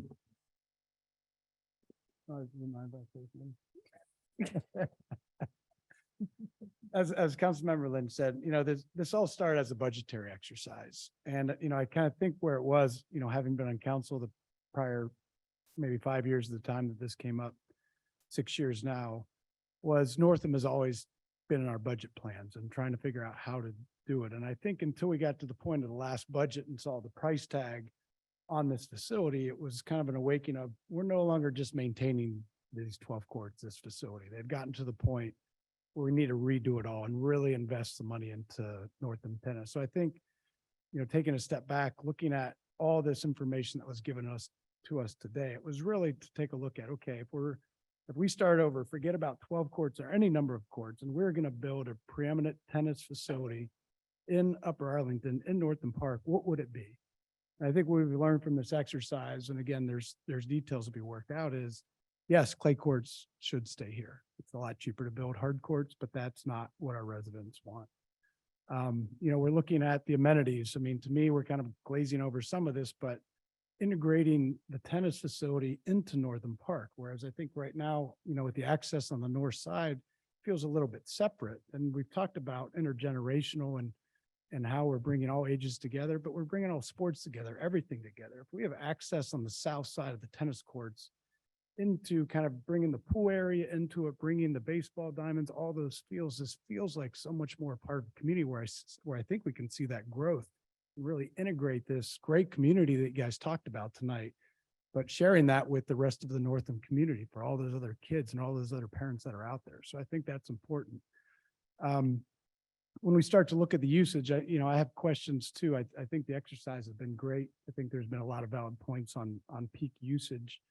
One slide I had a question on when we talked about, it highlighted the number of clay courts that we had in comparison to other private country clubs. And again, as we pointed out tonight, I think of Mr. Bebo, that we are not the only tennis facility in town, that we go presumably playing away matches in these other country clubs and parks.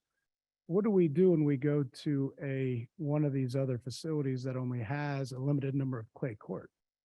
Do we just have one match where I think we said it was 4 or 5 courts in use, and that having 2 matches at one time is maybe a little bit of a luxury? But do we, and if we don't understand that, maybe if we can understand that information of when we go play at, I can't read that far, my screen just shut. Brookside Country Club and they've got 7 courts. How do they play matches? So that is the Greater Columbus Tennis Association's responsibility of looking at what other courts can host and scheduling all that accordingly. So we know particularly what Northam can accommodate, and then the GCTA, they're the ones that organize where the away matches are, what organizations are able to accommodate those leagues for matches on their facilities. So it's a combination of these play facilities as well as the hard court facilities. So when we have those as set at peak times where we have 2 matches, and I'd say 2 because it really isn't 8, so it's 2 different types of matches going on at the same time. I mean, is there, to the extent that we thought maybe casual play, as Councilmember Kulowicz had mentioned, walk-ups, I mean, there's some flexibility there as well if there is a reduced number of courts as to whether we in fact schedule 2 matches that occur at one time and take the entire blocks of court versus having casual or having an away match, less home match, or however that might look. Those are adjustments that we would need to work through and work with the tennis advisory committee as well as to what the priorities are and what scheduling limitations we may invoke or accept that this is, sometimes where matches might need to be played. So what I would envision from here is after we get direction from council on the scope of the project to move forward with the construction design that Jeff would oversee, is that we would then start working on what does this mean for the play at tennis and how we will move forward with that. Very similar, we worked through the field sports utilization priority system 2 years ago, and Matt and his staff have been working through with all the sports organizations, how that works out. So it's still more work to come, and it's opportunities for us to work together on that. Right. So, I mean, recognizing that it seems like a majority of our Northam tennis players play in these leagues, there's opportunity to look at that for us to say, we want more casual player. We want to schedule these a little bit differently. Okay. I mean, trying to, find the right size. I mean, you guys have spent a lot of time kind of working through this point. We've been talking about Northam tennis for years. We do want all the input that we can get from the community. As we said, May 8th, we're coming to you, and then we're coming back here on the 15th, and then again on the 22nd. So we encourage you to continue to participate so we can fully understand some of these issues. But I guess, in terms of the size and looking at kind of where we went from usage, and then all of a sudden we jumped into kind of potential budgetary issues. While I recognize that budget kind of got us here to where we are, I'm less concerned with budget in some respects, notably, again, finding the size will be the right thing, but looking at that facility, as mentioned, I believe Mr. Crusoe mentioned the kitchenette. Some of those things I think are a little bit short-sighted in terms of meeting that budget. Again, I think the exercise was not one of, this is the budget and this is all we have. It was more of, wait a minute, what are we doing? We're spending $5 million on this. This is more than just maintenance. It was, let's take a look at it. So I would like to look at personally, some of the auxiliary things to the tennis facilities, bless you, such as the blockhouse in terms of what we scraped out of that. It's not 300 square feet. We lost 300 square feet. It's still a lot bigger than that. But in terms of what some of the usages that we lost in terms of where we're seeing growth in tennis with some of the social aspects of adding the kitchenette back in, what does that do to the budget? Because again, this is my personal belief, not all of council's. Obviously, budget is very important to all of us up here, but spending our money wisely and not short-sightedly is, I think, as equally important. And then I think just to emphasize here, that what we promised our tennis, I do not want, kind of the money that we're showing for tennis to necessarily go to pickleball. Pickleball to me is another budgetary item that we have to look at. And I think it deserves the attention and deserves our attention in the budget to spend the money on pickleball. But I do not want to see money that we've promised these tennis people for all these years to be diverted from tennis to pickleball, but to be very meaningful in terms of the plans that we do for Northam Park tennis facility and what we spend that money on. So I just want to make that clear that at least my intention is not to divert money, but to make whatever money that we have and whatever we decide the budget's going to be, that we make this the most preeminent sports courts that we can possibly afford, that fits the usages that we've seen and some of the potential growth that we have. So again, I really appreciate all the effort that went into this. Recognize here in the crowd that staff has spent a lot of time, and we thank all the participation that you guys have had to this point. And we look forward to the next few meetings that we have as we consider to iron out the details. But again, just know there are more opportunities. And then as our city manager noted, then it comes to the budget again. So we're going to be coming back into this in the fall when we actually have a little bit more idea of what actually after we do our design, maybe the next fall, as to what some of that looks like, and then costs in terms of timing and things of that nature. So although we're making really good progress, there still is more work. Don't look at it as this the last opportunity, but continue to work with us as we try to figure this out. So would you like me to kind of go, I would like to go back and re-summarize kind of what comes next. I think Sure. that would be Yeah. helpful, unless Councilmember Lynch, did you have something else you wanted to? I'm thinking I'll just say this at the end. That way it's puts a bow around everything. Councilmember Lynch. Yeah, thank you, Vice President. Close. A couple of things that I heard about that I wanted to follow up on. So for those members of council who do see this as a budgetary debate, when I was recently at the courts at the high school, and they're really state of the art, best in Central Ohio. I came to find out that $500,000 came from private donations. So if the tennis community here wants to take it, let's just say higher than 9, would there be an opportunity for private fundraising? They've shown that they can do it at the high school level. So I think there would be some ability here. Would there be that opportunity? Higher than 9 presents a lot of challenges. When we come back to you on the 15th, we can outline what those are. I'd like to give you a more thoughtful response than just, but it's challenging. Anyway.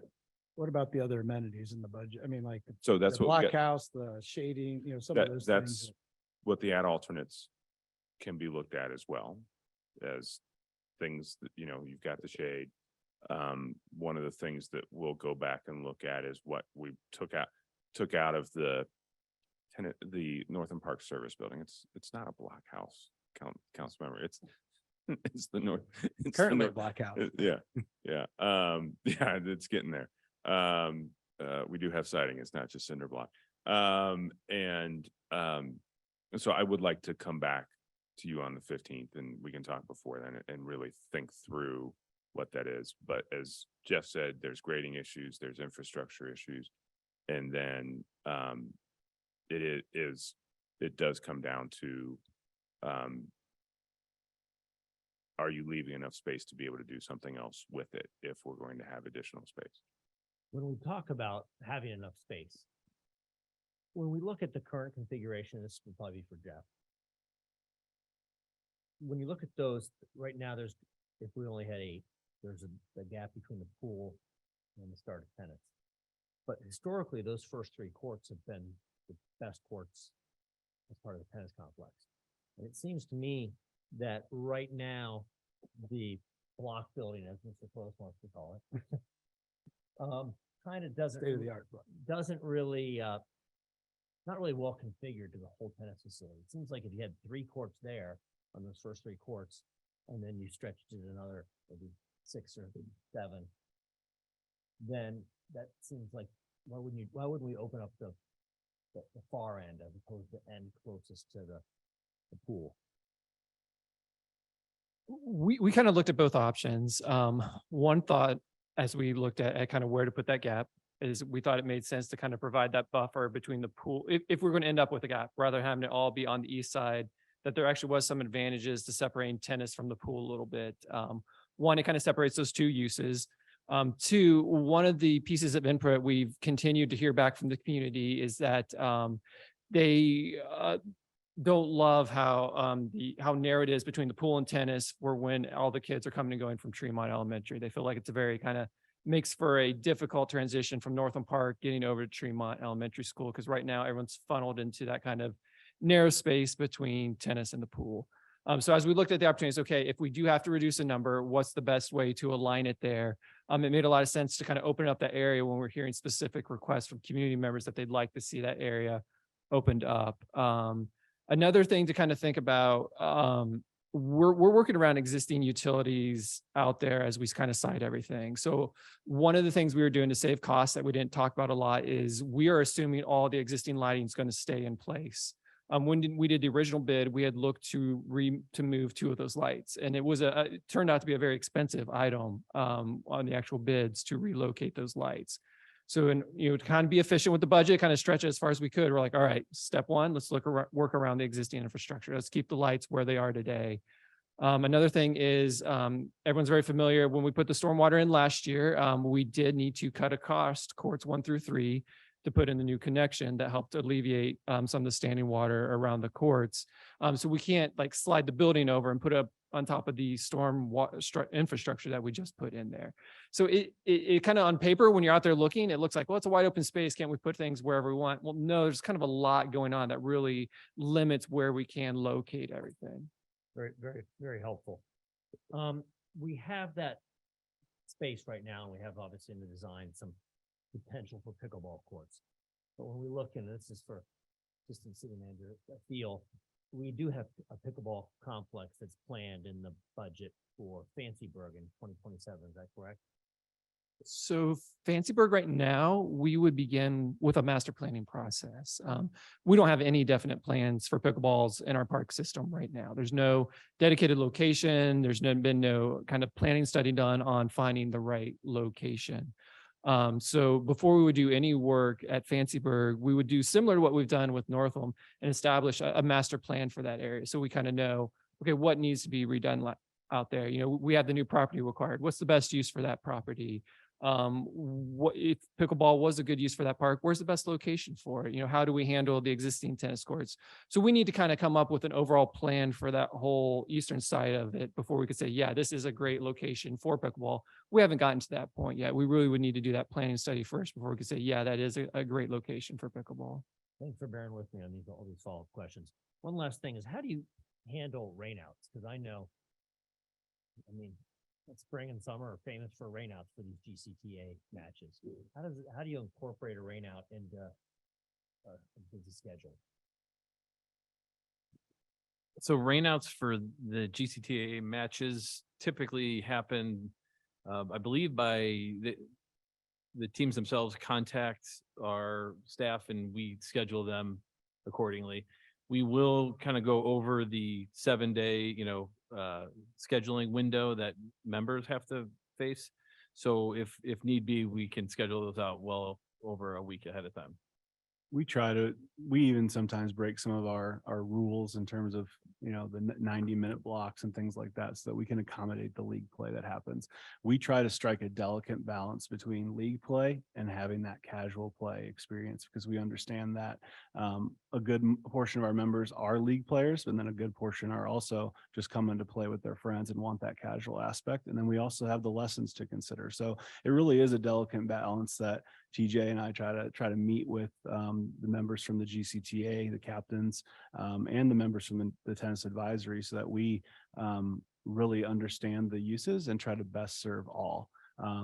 Sometimes you can't make everybody happy, but we try our best to do that and accommodate what needs to be done.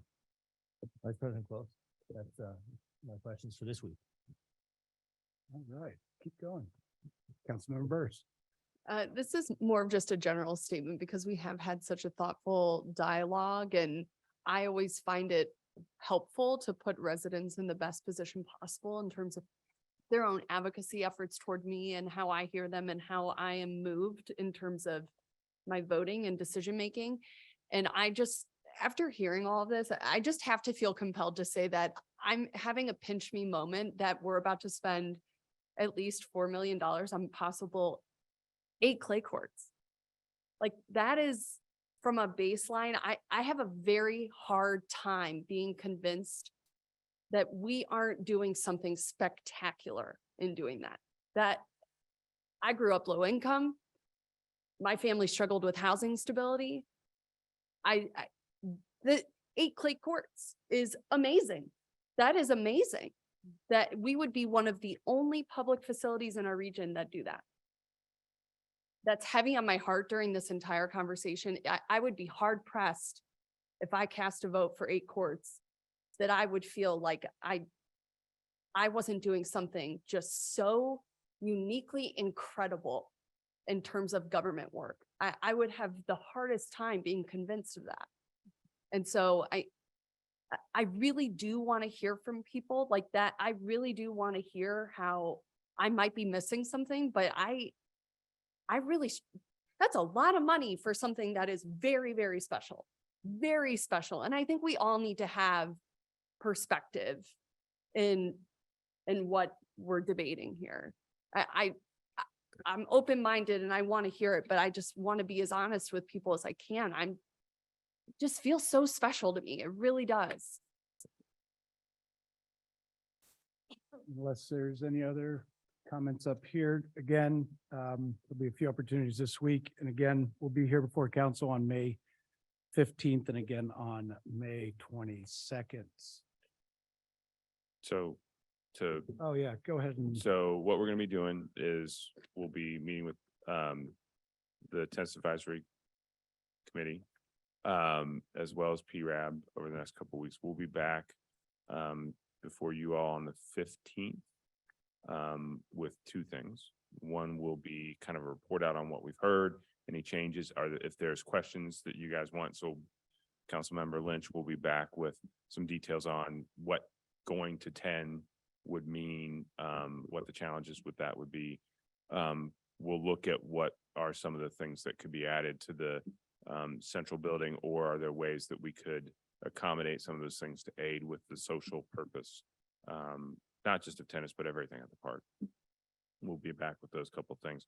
We will be back with legislation to authorize us to spend more on the design. That was the 115,000 that Jeff had on the construction budget slide. So we'll be back with first reading of that.